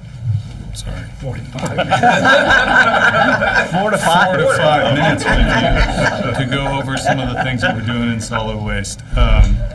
In our budget document, we said that 2027 is going to be a dynamic and evolving environment, and it is in solid waste as well. We are always trying to seek and maintain the enhanced quality of life for our citizens. And just this last year, if you go back to this time last year, we had 39,758 customers, and right now we're at 40,904. So to Rocky's point, we are growing, and that always means additional services for us as well. So we try to be very thoughtful and disciplined in the way that we manage those services for the customers. So, next slide. One of the things that we've done is we've tried to, within the operations, identify ways that we can get in front of the customers and not necessarily have to make them make a phone call. A lot of our customers nowadays really just want an interaction that they can do online. They like to use our Broken Arrow app.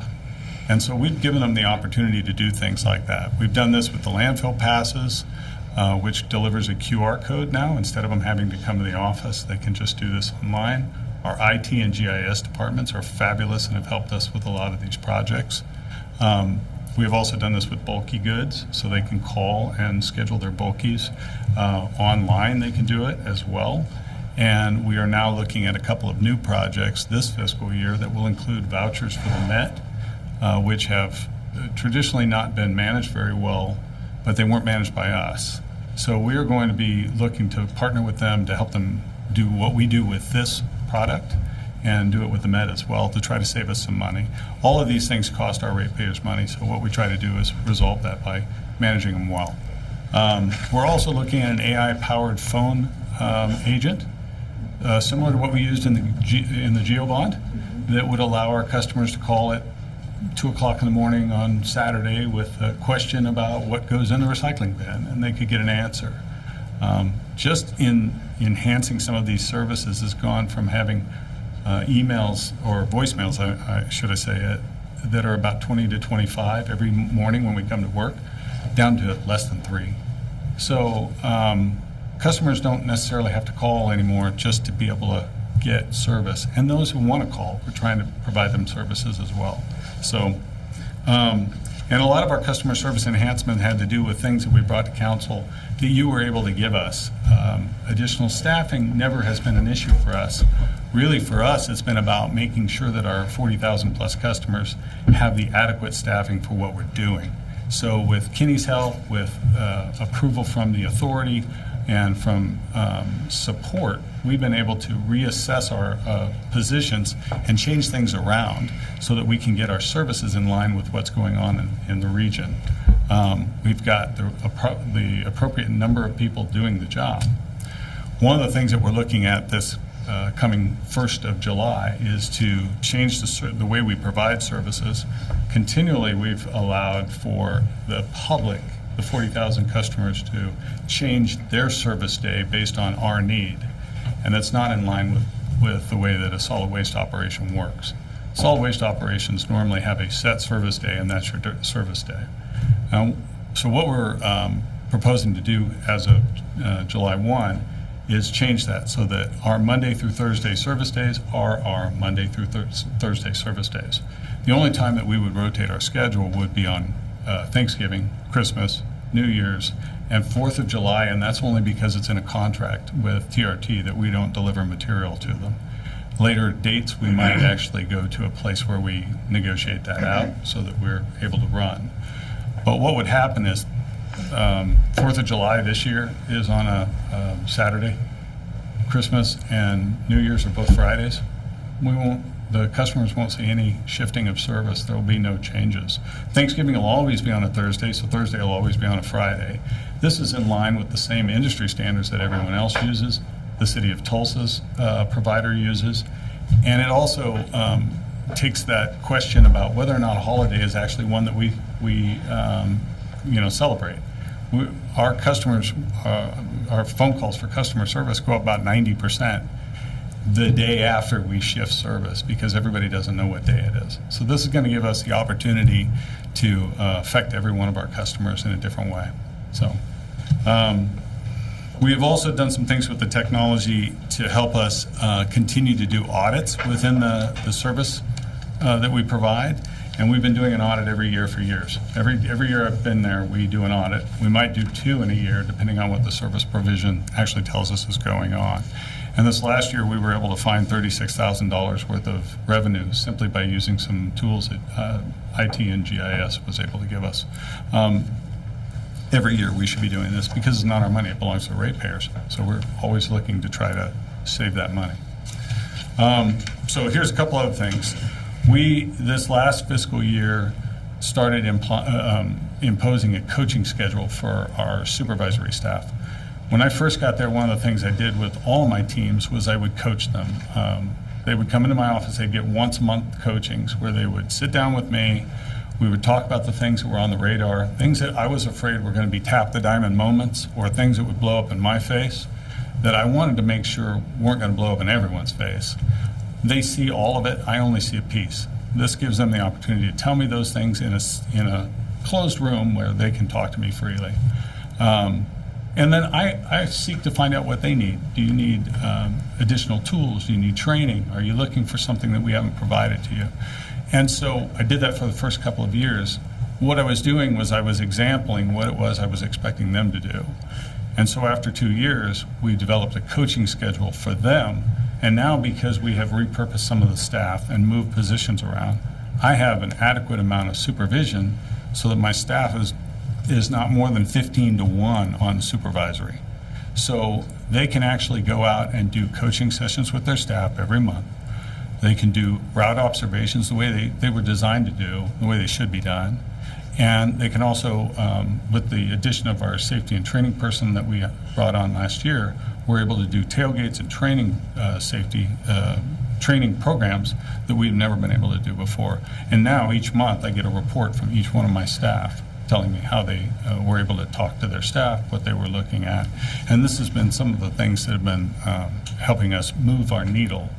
In 21, when I got here, we had 18 recordable injuries. Out of those 18 recordable injuries, a lot of them were heat-related. When you allowed us to buy ASLs, we moved people off the back of the truck, and we took them out of some of that exposure. With that, we have now gone down to 8 reportable injuries for last year. And of those 8, the severity has gone down as well. Some of the other things that we're working on right now that have helped us get to the next level is solid waste is like Groundhog Day. Every day is exactly the same. You come in, you pick up, and you start all over again. And some days that's exactly how it feels. You're driving around with a groundhog. So what we've been able to do is we started to work on some things like enhanced skills, training, and I love to thank Parks. They've given us the opportunity to go down to Indian Springs and do some training inside and outside the truck when it's not on the route. So we've been able to enhance the skills of people we hire as well as people we already have here. With that, we've gone from 5:34 as our typical end time to about 5:11 every night. And I got to tell you, when I left the office, we had already finished for the day. So it's moving down, and this is into the summer months when that's not normal. And so the trucks, the training, the enhancement of the service that we're providing is really starting to move a needle that I really love to see. The other thing is that our stop counts have gone from, as an average, and this is with our rear loaders in the mix, 836 per route to 970. And this year's FY27 goals, we intend to have surpassing 1,000 stops per route. And some of our best drivers are hitting 2,000 already. So they're bringing our averages up, and we love them for that. But our hope is that we're going to get everybody trained up enough that 1,200 is a norm. That's just how we do it. And then one of the things that we're working on this year as well is kind of a new program. And it's really not flashy, it's not sexy, but it is going to be fun. We have warranties on our containers. And so when we get warranty returns, sometimes we get parts back. Well, what we did is we ordered some gold lids instead of blue lids for our recycling.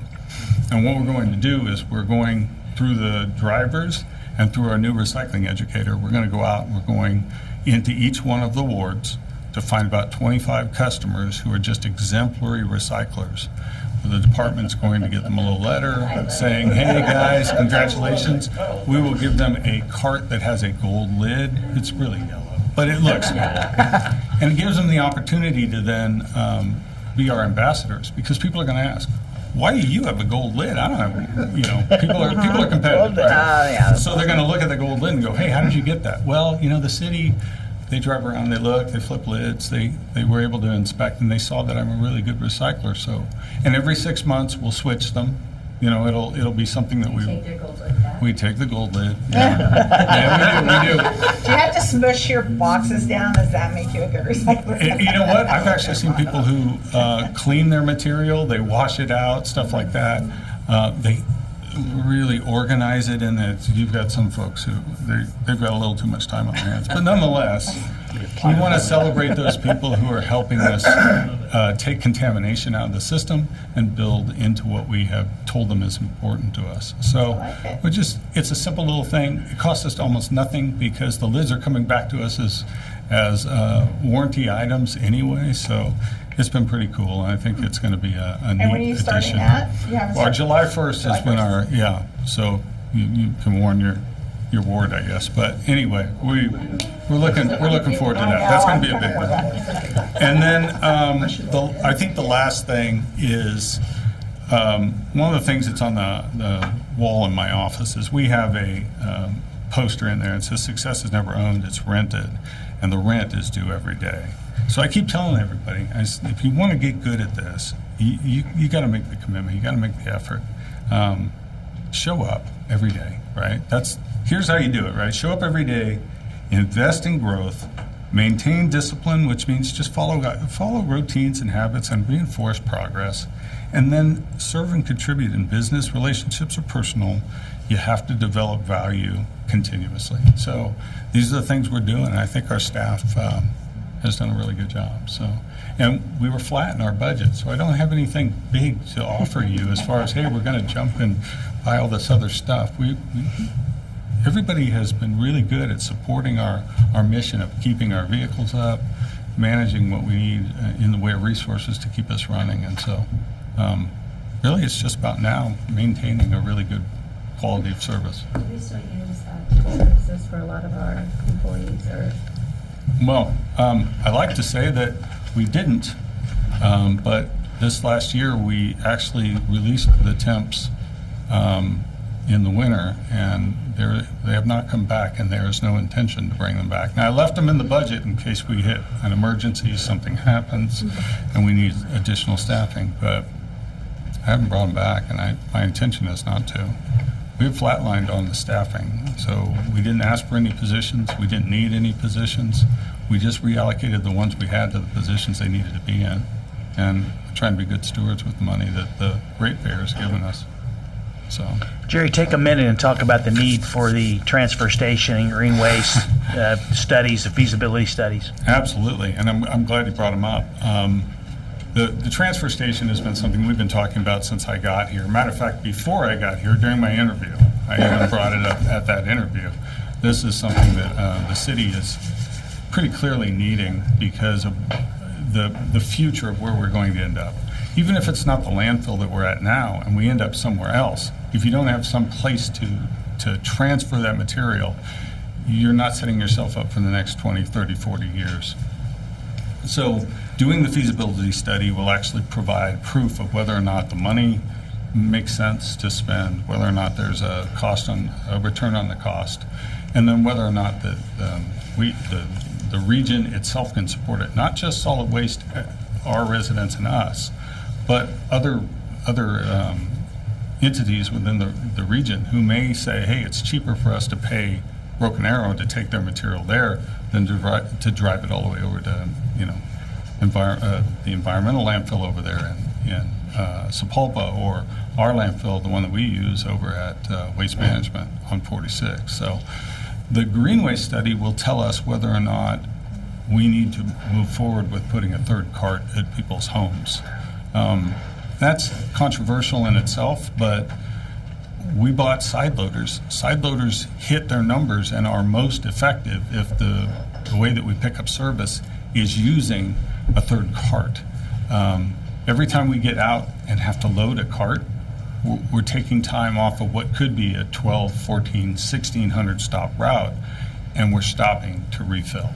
And so once we're done with this RFP and the study for the transfer station, the next one is a green waste study, and hopefully that will pencil out and they'll actually say, yeah, it makes more sense to use the equipment you've already purchased and invested in to do this at a faster pace. And truthfully, it's going to clean up our city a little bit too, because we won't have bags laying at the street. We'll do carts pretty much only. And So that's will going to the help. green waste be like mulch? You'll turn it into mulch? That will be the study's results. And our hope is what they'll tell us is not only do you need a green waste cart and green waste collection, but you should have a green waste facility similar to what Tulsa does with their mulch site. Now, they had to outsource theirs recently, and that was one of the reasons that we were not able to continue to subsidize that. We were paying 55 cents a yard for people to use it. And this last year, we had to stop because it went to $5.38 a yard. And the difference would have been financially a burden on the model. So this study may tell us, hey, you know, it makes sense to have your own site. Maybe in the transfer station study, it'll actually say, hey, save some space at the property because you might be able to use it for a green waste facility as well. All of those things will pencil out, and we'll let the consultants tell us what that looks like. That's a great question. Thank you for it. Jerry, last time you were before us, I believe that we were talking about getting the new side load trucks. Yes, sir. And the fact that it was going to change the amount of employees that needed on each truck. And we wanted to ensure that those employees were going to retain their jobs, and where you talked about, you know, retraining them and putting them in various other places. Have you noticed an increase in the employees' morale since we've got those side load trucks versus when they were having to hang on to the back of a truck? Great question. I spent Friday afternoon hanging on the back of a truck myself while Ryan over there drove, and we went and picked up a neighborhood that couldn't get picked up because it had been repaved, and so we couldn't get in during service days. So we ran over there and just picked it up real quick. I can tell you right now, my morale would have been a lot easier on me if I was using the arm because I was hanging on the back of the truck. But I will say this. We have reduced the amount of people on the back of the truck. We used to have 22 people, and that number is down to 16. We've repurposed people. We've moved people around. We've actually trained people who are now drivers who were helpers on the back of the truck. It always makes more sense to have them there. And yes, morale goes up when they're not having to really hurt themselves to be out there. In the heat and the cold is when it's probably most felt, and the heat's coming. So we try to stay on the side load as much as possible. Yeah, it's a great question. Thank you. Thank you, Jerry. Absolutely. Mayor, schedule calls, take a break for everybody to grab bite to eat. Okay. Then we can get back on it and start with the Bama. So, we need a motion to take a brief recess? Or just Yes. go? Yes. So moved. Second. Pickle? Yes. Green? Yes. Ford? Yes. Hart? Yes. Wimpy? Roll call? Pickle? Yes. Green? Here. Here. Hart? Here. Wimpy? Here. Well, thank you, Mayor. Council, I want to thank the clerk's office for coordinating getting the incredible dinner tonight. I just want to say is that every year I try to pick, at least 2, if not 3 directors, and I am so blessed to say that no matter who we put up here, they're going to do an incredible job, and they do an incredible job every single day. The professionals that work for the administration that represent the council are some of, if not the best, in the entire state of Oklahoma and probably in the nation.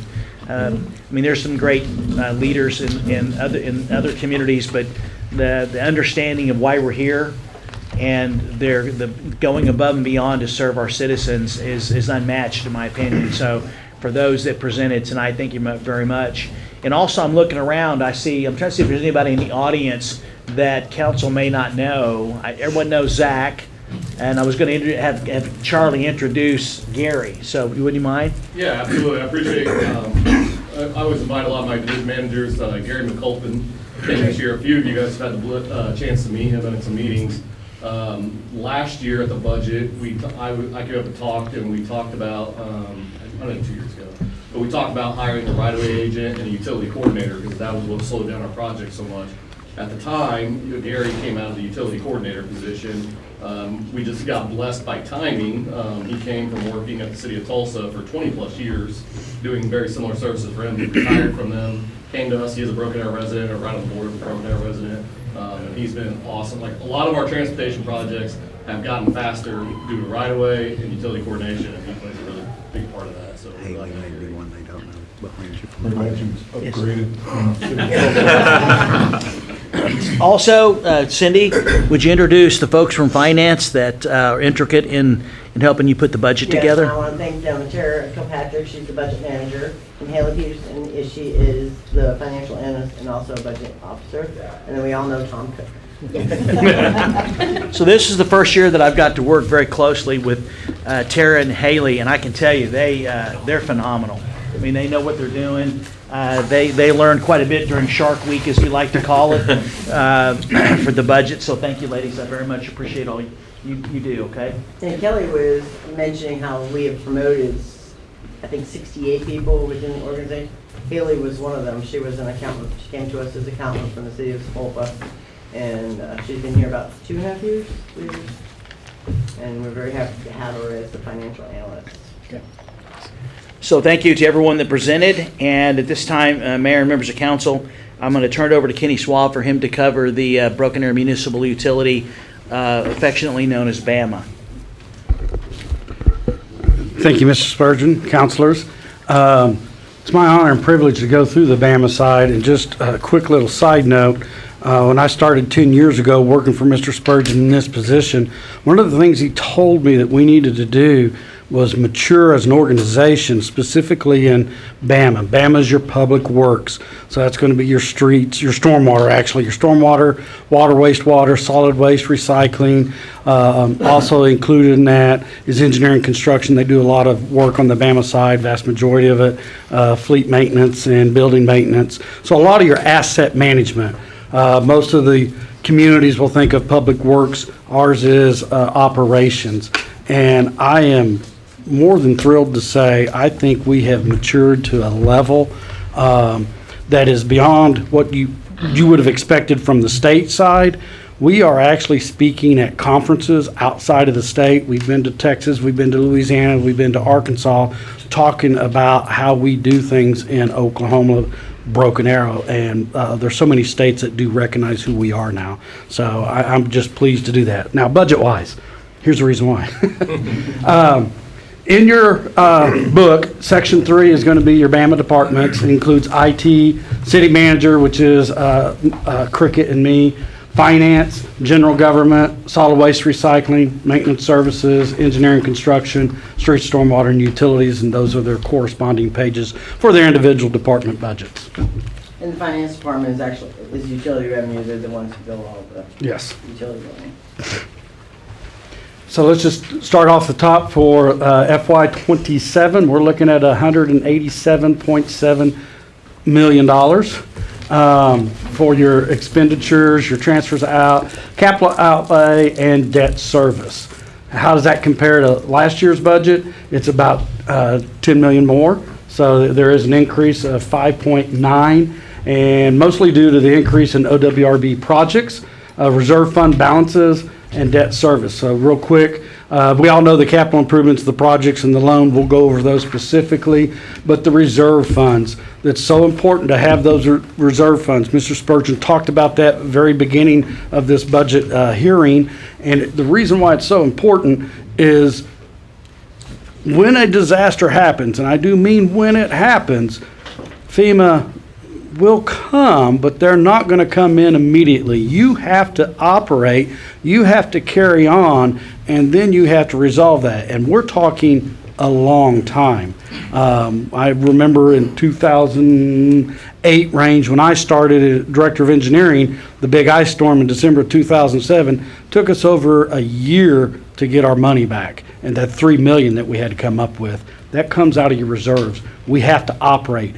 Trash's got to get picked up. Mr. Spurgeon says that all the time. Water's got to keep going there. Toilets have to flush. You still have to operate. So that's why the reserves are so important.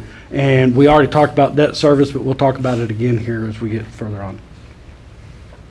So here are some of the highlights. Our plan includes $5.8 million pay-as-you-go capital. Mr. Spurgeon loves to call it pay-as-you-go capital. This means it's coming out of the budget, and we can just do that contract and move it, or we do it ourselves. A lot of it's done ourselves. When I started in 2016 in this role, that was about $3 million. So we've almost doubled in his tenure here, probably have in his tenure. This is a lot. We just handle the projects and move them forward. Proposed additional OWRB projects, that should be the projects for this year. If you'll remember at the last council meeting, Cindy and the team came and asked for us to go ahead and authorize this so we could get on this year's application cycle, which money will come next year, but the application cycle, because you could save upwards of $100,000 because of some of the big projects that we're going. And we've already moved forward. You authorized that of $26.8 million. How does that compare to the existing OWRB projects total, 44.7? So it's a good chunk that we're adding that would bring your total to almost $72 million. And we'll get into it again, but OWRB, the Oklahoma Water Resources Board, Clean Water Act, so that's wastewater, and you can do stormwater in that. We do not do stormwater. We do that with our bonds or other funds. We do wastewater pretty much only on that. And then drinking water or safe drinking water, so that's going to be your water system. Next slide. So out of the proposed budget, the personnel services are $28.8 million. That's for the staff to do the job that we need them to do. Other services is about 23.6. So what's other services? We have a lot of contracts. We got to take it to the landfill. Jerry talked about some of his. Temp services, although we haven't used it, we still have to budget for it. Those temp services are not our employees, so we have to bring them in from the outside. That would come out of that. We have a contract with HDR for the water plant. I think it's $50,000 a year roughly. Anytime there's something highly technical, they did the design, we keep that contract. Mowing for stormwater, all of the creeks and the drainage ways. So that's other services, are really all those other type of contracts. I don't know, there was just a lot of hooping and hollering going on, and I didn't want that in the back. Well, that's because I'm giving my presentation. I just didn't know if we could keep the doors open during city council meeting. We don't do a normal city council meeting. The doors are closed in normal. People can come in, they're not locked, right? Correct. Then we're fine. Okay. Okay. Just making sure. Don't want to be. And then the last one on that upper category is materials. So when we're talking this, pipes, you can even get into stormwater, be concrete, any type aggregate, any type of materials of that nature. So it's $8.7 million for a total operating expense of $61 million. Debt service. I think Cindy showed previously what the debt service is about 44 overall for the city, but out of the Bama portion of it, it's 18.3. That's largely OWRB loans, also some with the recycling and the solid waste with their vehicles. We have some loans there. So 18.3 out of Bama is debt service. Transfers out 25.4 that goes back to the general fund. Next slide. So here's some of the pay-you-go capital, street sweepers. That cleans up, obviously we know it cleans up the street, but why is that over in the stormwater side? Because all of that gets into our stormwater collection system. If I don't get it in the street, I'm going to have to go into the pipe and the network or the creek and get it out. So that is an expense, operating expense for Bama. Do we have 2 street sweepers or just 1? Two. So is this going to be a This is going to be a third one? Yep. Great question. Mini excavator to do the work, to lay the pipe, clean out the channels, track loader, valve truck, so that's going to be with Tim Robbins on his side, backhoe, and then the blower replacement, $325,000. That's pay as you go. So clean water. This is your wastewater side of it. It's the biggest portion. The total loan program is $26.85 million. 24.2 is our wastewater side. Wastewater is a very corrosive environment, eats up everything, manholes, pipes, everything. So it is a big cost throughout the system. Hakey Creek, the first 2, that's RMUA.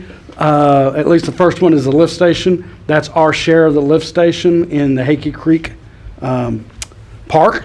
And then going upstream, we've already done a phase 1, which is the line and goes directly into the lift station. We've already made that improvement. Now we're going a little bit further upstream. So this is probably about mid-mile between 111th and 101st. Back along the creek, you wouldn't even see it. It's back in the creek area. We've got to pick up there, continue going north. I think the overall improvement's about a mile. Elm Creek, this is a big one. in between Elm and Aspen from Indian Springs going north to the Turnpike through the subdivisions along the creek. You wouldn't see it again. We've already done a lot of the design, but we've got to get a little bit more design, but mainly property acquisition, and then we're ready to move to construction. Almost $2 million. Turnberry, way up north, about 41st Street, Dearborn, if we were talking Broken Arrow names, in between 209 37th and County Line 23rd Street, rehab that lift station for a little over $1 million. Windsor Oak is right there by Reesers.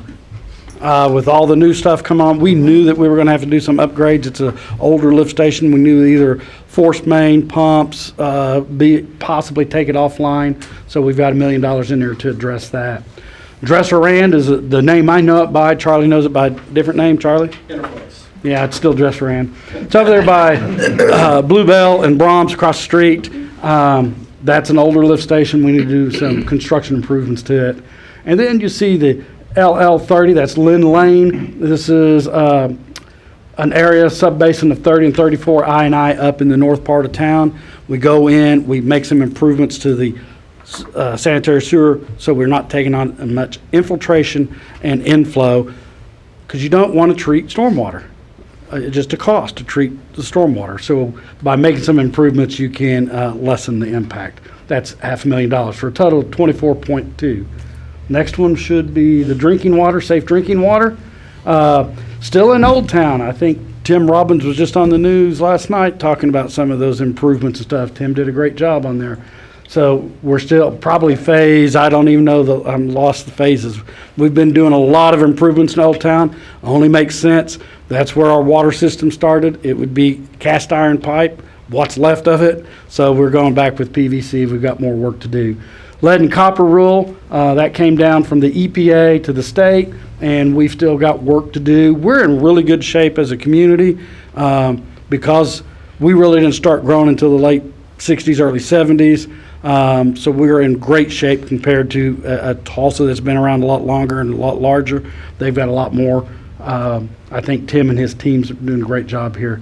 Transmission line, I think this is important. With all the growth you're seeing in the southern part of town, we need to finish out that connection. So we got the new water tank over there on the east side of town, New Orleans and Lynn Lane. We've upgraded some of the water line to a 24. We've got a little bit left to do, and that would be, let's see, Elm from the Turnpike to Florence. So a little more than a half mile to upsize that 12 or maybe even 8 to a 16. That basically completes our loop around the town. When I came in 2008, the city had just started trying to build a south loop around the town.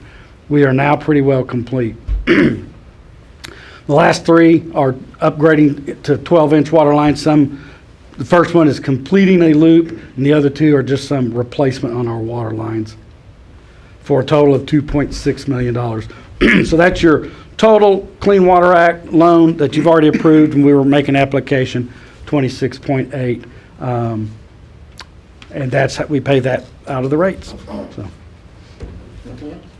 I believe that covers it. As Mr. Spurgeon says, have any questions on anything in Bama, we're more than happy to answer those questions.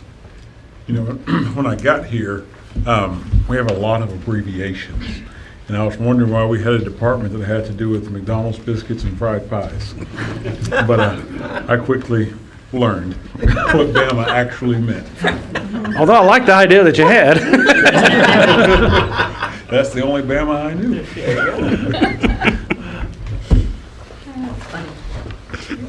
Okay, so Cindy, would you want to cover the final sale? Yeah, the general obligation, this is the final sale of 2018. It's in section, it's in the book, but I also want to pull it up here. This is, how do I get this surgery for it?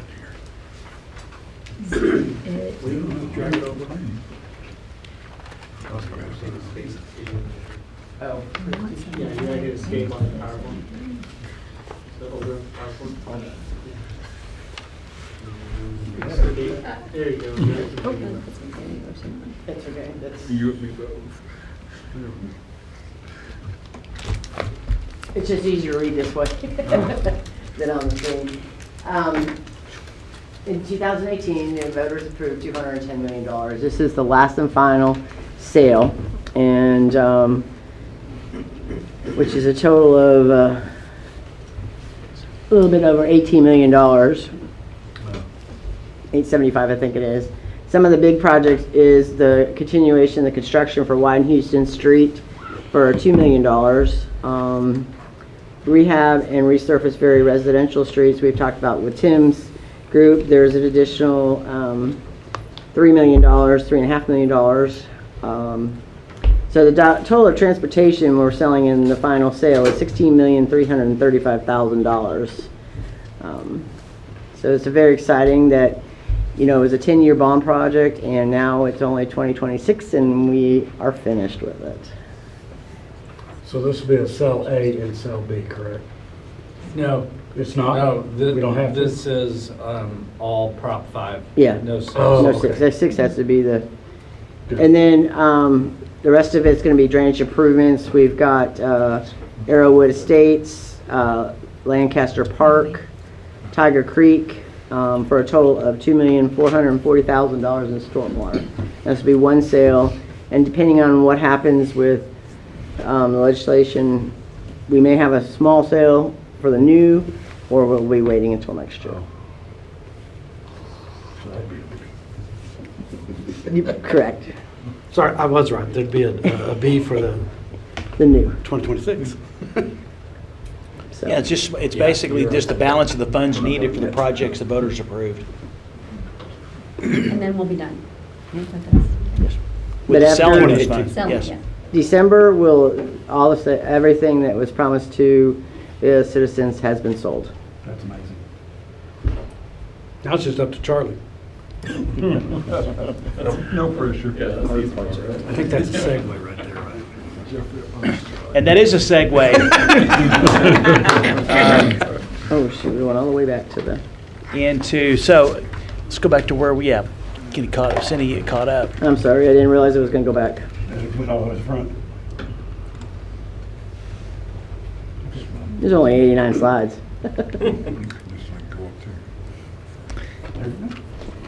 So as of right now, the general obligation bond projects, 86 million in the current 11, 14, and 2018 respectively. Like we just talked about, the final sale, a little over, almost 19 million, which would be the last sale of 2018, and the $210 million voters approved. So is this a place we're going to have Charlie come up and talk about? Yes. Okay. So actually, while we were on the break, finance team actually passed out the proposed 2026 sale, and I've asked Charlie to actually take a few minutes and just explain the document. Council will have the chance to take a look at. It's also up on the screen. Yeah, thank you, and good evening. So,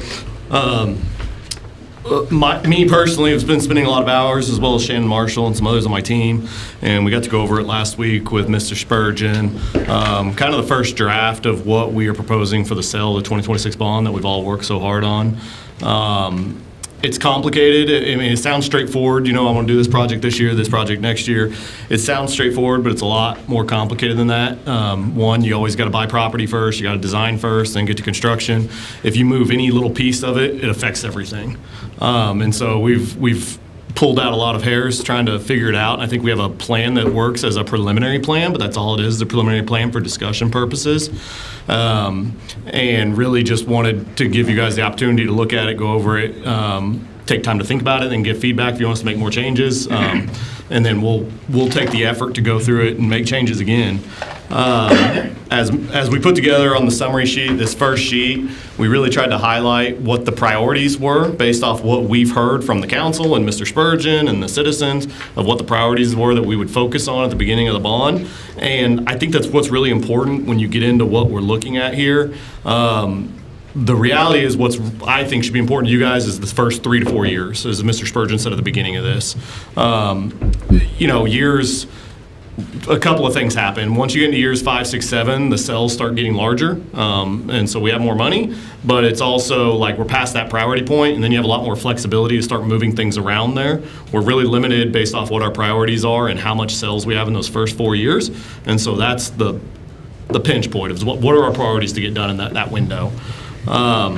So we have, like you might have seen in the past, we have a huge Excel sheet that puts all this together. It's hard to read and understand in a setting like this. So what we've done is create this little cheat sheet, kind of showing you what we've put together in that Excel sheet to show what our priorities are, and use that to help guide what we're going to build first. As you could see, we tried to focus on what we could do in year 2 as far as funding goes and for construction, and what we can do that fast to show progress coming first. And so what we put in year 2 in construction is the Rose District Plaza. We did that because 1, we can afford it, but 2, we can also design it fast enough to get to where we could spend it. If I put a road in there, I can't necessarily design the road and buy the right of way and all that in that time frame. So that's one thing that we can design and build to show good progress in a timely manner.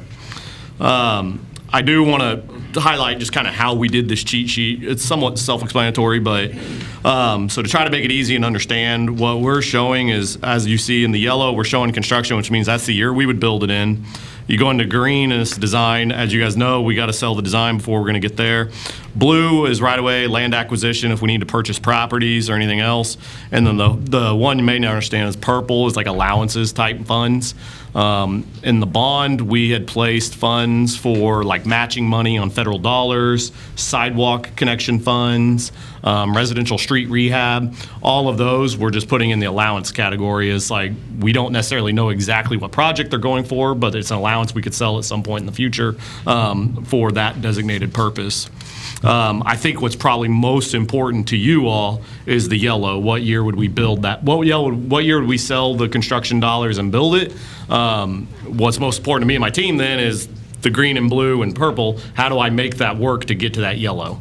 And so, as we said, first year we're trying to prioritize the Rose District Plaza, year 2. And then we have the Washington and First intersection and the Main Street improvements on there.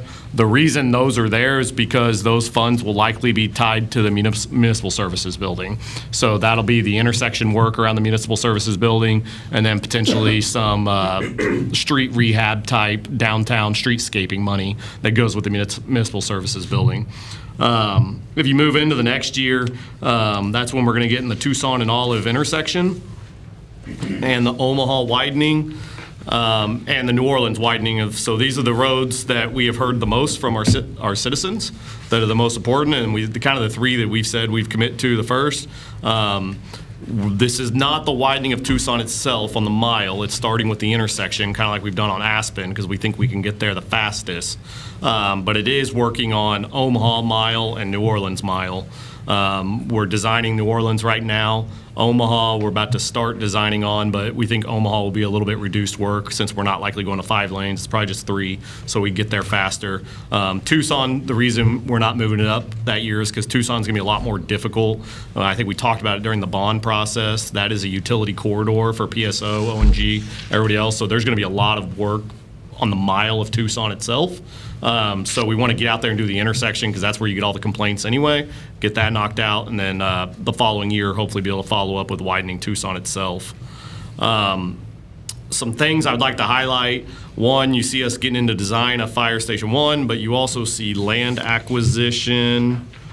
Station 9. Yep, that's where I was looking for. So you see us buying land for Fire Station 1 early, as well as Military History Museum and stuff, because we want to acquire those lands. We don't want to start designing anything before we know we have the land acquired. So in year 2, you see us starting to go and acquire land for those items. And then as Mr. Spurgeon just mentioned, in year 3, you see us going to acquire land for Fire Station 9, and that is because I wasn't a part of that process, but I understand the agreement with the union says that we will do it by that point. So we don't intend to design or actually work on that station for many years later till the bond, but we will secure the land as soon as possible. On Station 9. On Station 9, correct. we're trying, it's really hard because we're so limited on funds, but when you get out to the allowance category, we're trying to get some cells in there for Proposition 6 and stormwater funds, just because we're already getting to the point where we're running out of the Proposition 6 funds on 2018, so we need to get some more funds in there. And then, as we talked about with roads, trying to get allowances in there for the residential street rehabs as much as possible, just so we can keep that momentum going and working on as many roads as possible. But we're kind of filling out the cells with those numbers, so hitting those big projects that we can, and then getting the remaining funds that we can into those allowance type categories that allow us to keep doing those little things that we're doing as well. The other priorities that I know have been important and discussed when we move into that next year will get us to the Tucson widening. Well, sorry, I skipped at the very end of year 3, the senior center addition. So that is a lot you see in year 3. We're talking Omaha, New Orleans, Tucson intersection, and the senior center. Technically, we can't afford all of them. The reason we're showing senior center in this year is because we are showing forward funding that one as part of this plan. So that would include us borrowing the money to build the senior center and then paying out debt servicing payments off of it with the next 6 years of bond sales. So instead of selling the $18 million in year 3, we'd borrow the $18 million and then pay approximately $3 million a year for the next few bond sales.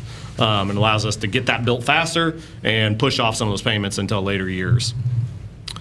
Then moving into year 4, like I said, we'll widen Tucson Street, actually work on the relocation, go ahead and do the relocation of Fire Station 1, and then getting into the Parks and Rec stuff.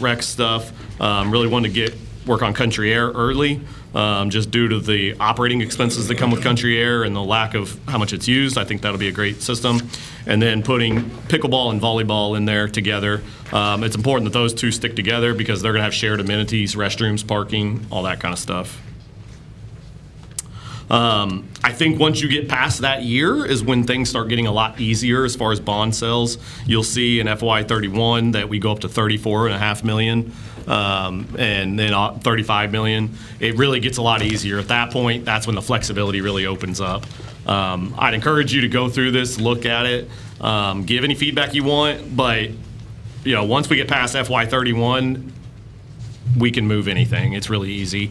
Anything before FY31, it's a lot tougher. We definitely will reprioritize however you want us to reprioritize, but there's not a lot of dollars available. For anything that comes in, we're gonna have to be taking stuff out. I'm happy to go through the later years, but I think those are the highlights, and happy to answer any questions you guys have. Yeah, I wanted to get it out to council members in plenty of time. Obviously, if any council member has a question or would like to meet with Charlie and Shannon, I just need to let Lori know, and we can schedule a time for you to meet with them to understand, because it is literally like a puzzle when you think about nearly every single project that's not a purchase of, like the fire trucks, for example. You've got various phases and stages. So I want to make sure council's really comfortable, because we'll start planning once council approves the schedule. But once again, every future budget will be a discussion about what's being considered. And now that we have this, council will look at it every year and just make sure and confirm they want to continue to work off of that schedule.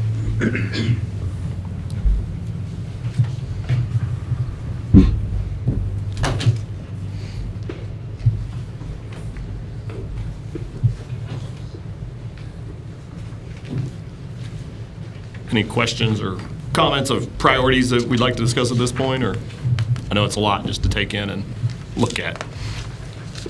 I'll probably get with you later. Yeah, understand. Yeah, I would really encourage council members to let Lori know and schedule a meeting to get your questions answered, because there's 91 projects in there. And trying to determine the priority, council may determine, my recommendation is that we forward fund the senior center. There's also the community center that would have to be addressed sometime shortly thereafter, but there's other projects in there, so I want to make sure council members are comfortable.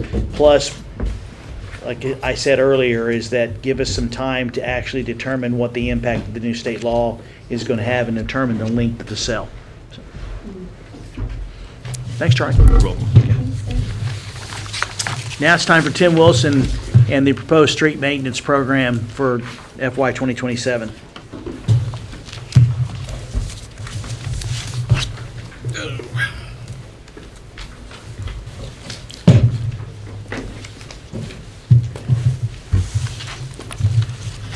Thank you, Mayor, Vice Mayor, City Council, Mr. Spurgeon. I won't be like Jerry and take 45 minutes. I'll get us out of here by 9 o'clock or so. That kind of reminds me of a quick story here. A little more than 27 years ago, I went in for my first interview with Mr. Spurgeon. And as I left my house, my wife said, "How long will you expect this interview to take?" And I said, I've never been to one. I assumed 10 or 15 minutes. And she said, "Are you ready?" And I said, "What's he going to ask me about asphalt or road building that he knows that I don't?" So I feel pretty confident. I said, I'll be back in a few minutes. Well, I walked in there, and he may remember this.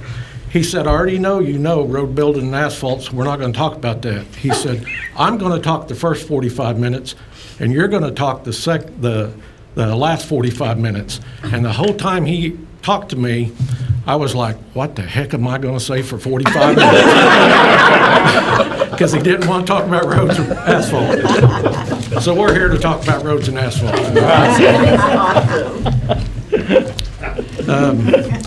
On this, go back to the first slide, if you would.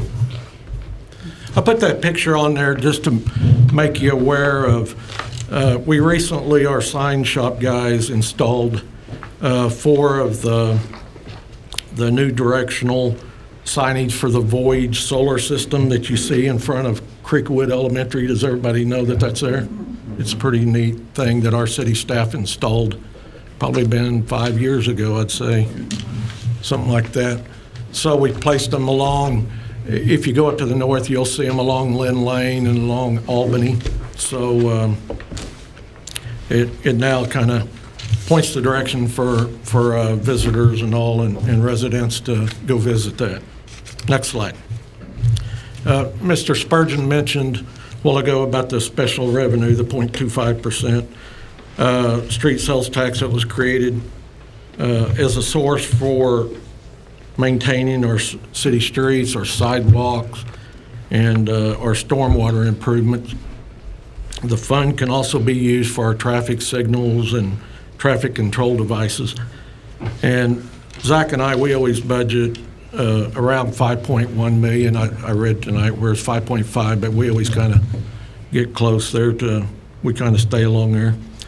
I also added a picture on there. That's our stormwater guys pouring a concrete at Glade Crossing entrance right there. So we got crews that's out there every day in stormwater pouring concrete. Next slide, please.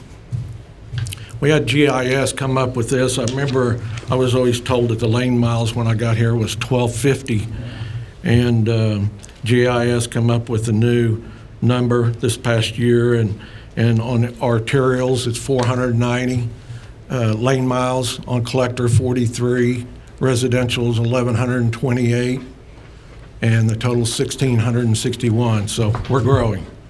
That's a lot. Of these lane miles, 23% of it is concrete and 77% is asphalt. So, next slide, please. You've heard us talk about the PCI before, which stands for Pavement Condition Index. And every 5 years we have an assessment done, and our current average PCI on all of our streets is 64. Asphalt is 63, concrete being 68. And according to the last assessment, our road goes, the last company that provided the assessment said that a road goes down 2 points every year if you're not making preventive maintenance to it. I'd like to add that to get our PCI score to a 70, we would have to spend about $13.5 million per year for 5 years to get us back up to that point. Next slide, please. This chart here, the PCI is ranked into 7 different categories. BA currently falls into the good category that's marked there. The good category means that some of our roads are cracked, they have a little bit of rutting.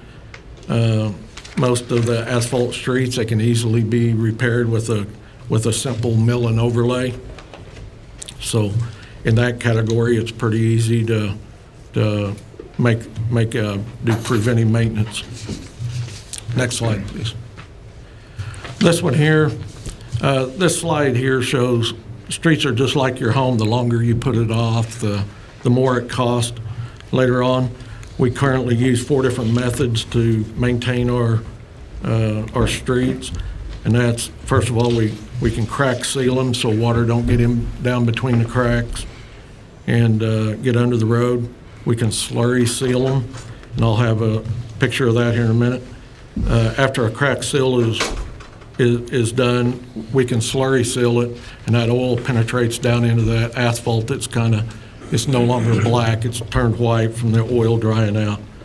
And then third, we can mill and overlay, and that's where we usually grind off 2 inches and put 2 inches of new surface back. And then on 4, it's where the road is so bad that it has to be totally reconstructed. And that's whenever they get into poor condition, and you either dig them out and put in a new base, or we have a process now where we can reclaim it and grind the asphalt and cement treatment in there, and you'll see us around town doing that. Next slide, please. And as you notice, this one says FY26, because last year you guys, the council approved funding for some crack sealing and slurry sealing in the neighborhoods listed. The picture shows our new sealing machine there on the right. And on the left, if you look on the left of that picture, that's where they sealed the cracks first, and then they're going along there sealing that. It makes a huge difference in there. As soon as you get done with that, you can go back and put new striping on there, and it looks like a new road again. And it seals that water out of there. We're currently still working on some of those. Some of them we've crack sealed. It's a little bit of a problem. We're still trying to work out a few neighborhoods. When you go to seal them, that sealer has to set for 24 hours, has to cure. So sealing one side of the road, have everybody park on the other side. There's a little coordination going to go with that. So it's going to be some communication efforts made to make that happen. Next slide, please. Yeah, that one. When we have a group of streets that all have the same PCI, pretty much in the same condition, we used these 5 items listed on the slide for consideration. We look at the pavement condition and the deterioration rate. We look at traffic volumes and classification, whether it's an arterial, a collector, residential. We look at the location of it. Is it near a school, a hospital, emergency routes? We also coordinate with Tim Robbins and his utility team on future utility line replacements. I know in the past we've made plans to do a road, and Tim was just getting ready to put a water line or something in there. So we stay close on that with his team. We also look at documented complaints, how many 311 complaints we get, emails and all. Next slide, please. For our proposed FY27 maintenance projects, number 1 is in District 4, we want to mill and overlay South 9th Street. That's also known as, we call it Sewer Plant Road because it leads down to the treatment plant. And that's at a cost of $153,000. In District 3, we want to start the engineering design work on Vandiver Acres, and it's actually going to be Vandiver 1 through 5. That's at a cost of about $35,000 to design that project. In District 2, we propose mill and overlay in Lancaster Place. That's on Houston, just west of Olive, and that's at a cost of $230,000. The 4th one is in District 3. We propose 137th Street, which is a gravel road, and it's across from Oliver Middle School. There's a gravel road there that they've built 3 or 4 new homes, and some more coming. And we're going to build a whole new road right there. And that's at a cost of $130,000. In District 1, we propose South 245th East Avenue. That's out on East Kenosha, on the north side of Kenosha. There's a new development there that used this road a lot. It's in poor shape, so it'll have to be reclaimed. And that one's at a cost of $205,000. And District 1, we propose East Houston, and this one's going to make a lot of folks out east happy, on East Houston midway to Oak Grove. That's our newly acquired road from Wagner County. And that one's going to be $850,000. You started that one It says tomorrow. Oneida, but it should It says Oneida, but we are Yeah. going to east, not west. Oak Grove. Yeah. I'm gonna go past Oak Grove. Oh, you live out past there. Yeah. Not doing the intersection. One thing at a time, Curtis. Priorities. Priorities.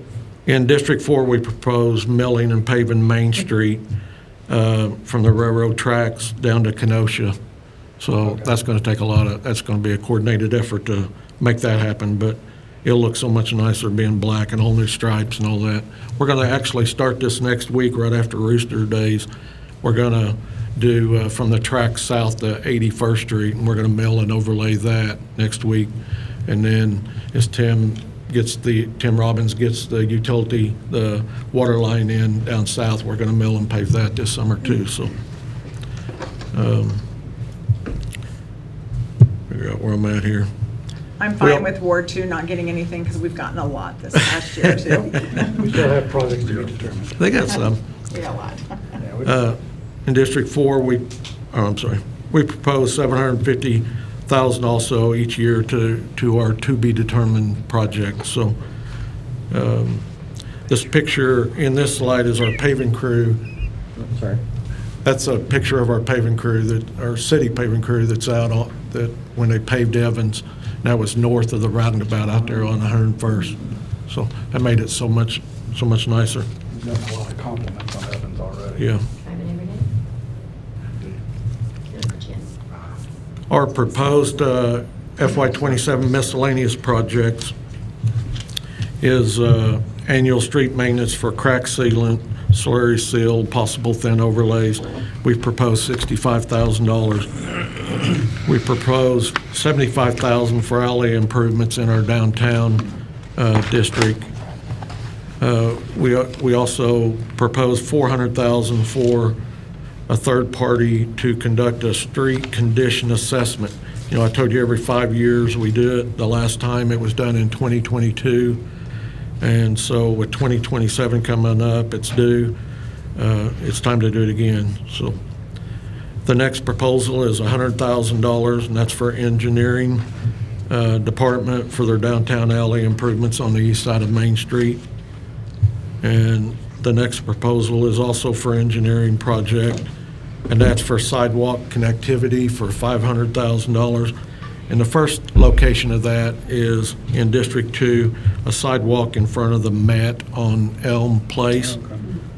And the second location is in District 3, and that's on Tucson from Aspen to Elm Place, sidewalk there. And the last proposed project is also a drainage project that we have in Henshaw Park, and it's a pretty major drainage project, and engineers' estimates was about approximately $1 million. So it's something that we have to do this year. So that's actually going to be bid out. If I may, before you go on, I see you have alleyway improvements and alleyway reconstruction. Give me an example of what alleyway reconstruction would look like versus just improving one. The alleyway improvements, we put that in each year because we try to pave a few alleys in the old part of the district. And as community development's allowing the homes to have alley accesses, we got to improve those alleys after those homes are built. And the other alley improvement is, like I said, engineering to where the main street on the east side of Main, the alley behind like City Hall, all down through there, they're going to totally redo those like they did on the west side of Main. So that's the difference there. And with that, I'll take any questions that you have. Looks like it's level. The water tower. That's a good example of, that's Washington, east of County Line.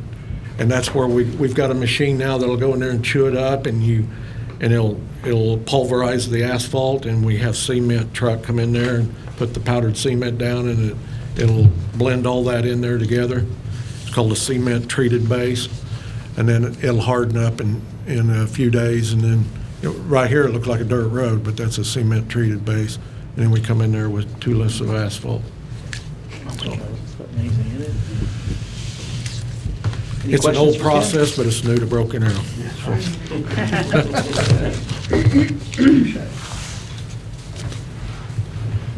Any questions for Tim? All right, thank you. The final area before we wrap up is the manual of fees. And Cindy's going to actually cover the manual fees. The manual fees, it's a list of fees and costs for development, license, registrations. We have park fees in there, cemetery fees, utility rates. It's one place that a citizen can go look online, and it's published on there, so they can look and see what it costs to, like, if they need a contractor, they want to use the parks, or they, I might just blank. A water tap, and those are all included in the manual fees. And this is something we look at every year. A lot of them we do, like cemetery is a prime example. The CPI lately for cemetery has been running any between 4 and 5%. But we don't like to increase them that high. So like cemetery this year, we only did a 2%. And that's what we've been doing for the last few years. I thought it was a nice touch, waiving the no charge at the cemetery fee for the baby land gravesites. I thought that was a nice touch. So, there's been discussion on the community center fees, and Matt, if I'm incorrect in any ways, you can correct me. You know, our community centers, there's no fee for residents, and there's no fee for non-residents. But we are starting to feel that a non-resident should be paying for the use of our facilities. So Matt did a lot of... It's almost 50%, right? Like, Yes. that equalizes it, I think it's about 51 to 53. which takes away from the time. And it's page 18 in the...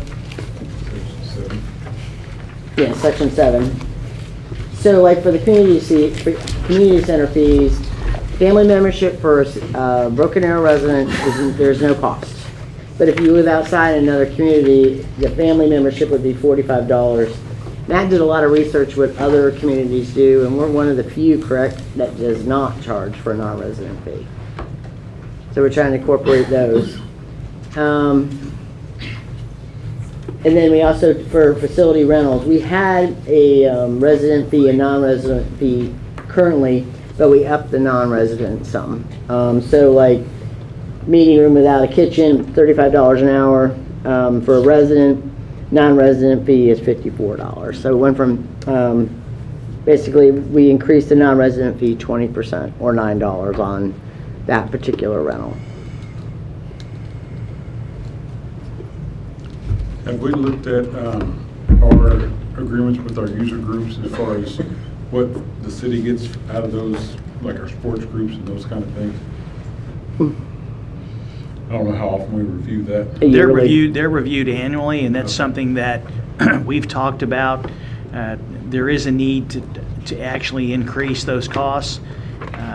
Quite frankly, there's a lot of pushback because in many cases those costs are passed on to our citizens because their kids playing, and so trying to find the right balance.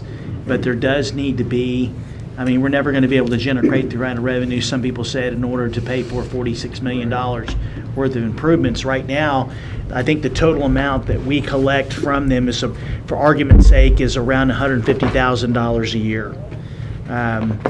Obviously, it's a challenge because we know those are going to be passed on to the parents.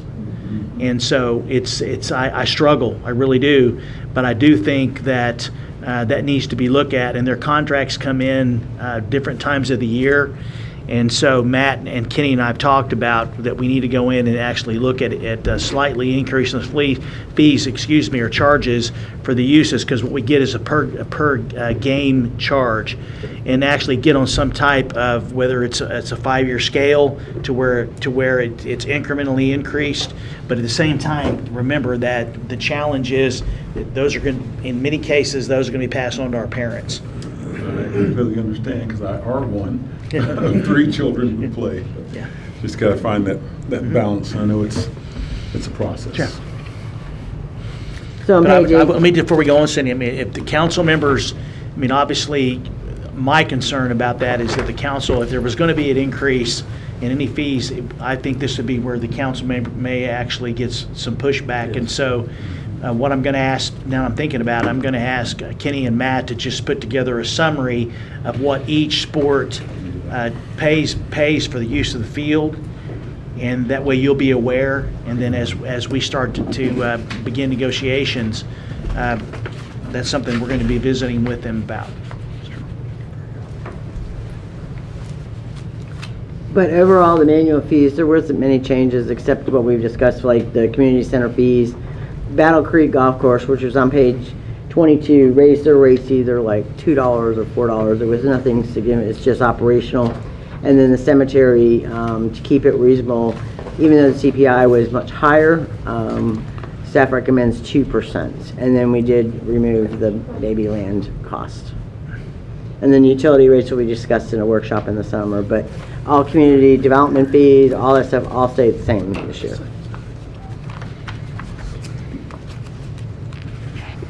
So as I mentioned earlier, is that part of the work session we're going to do, there'll be an additional discussion about the manual fees. So.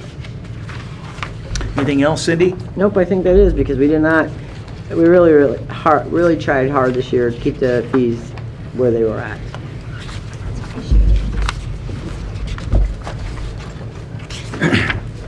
So, Mayor, members of council,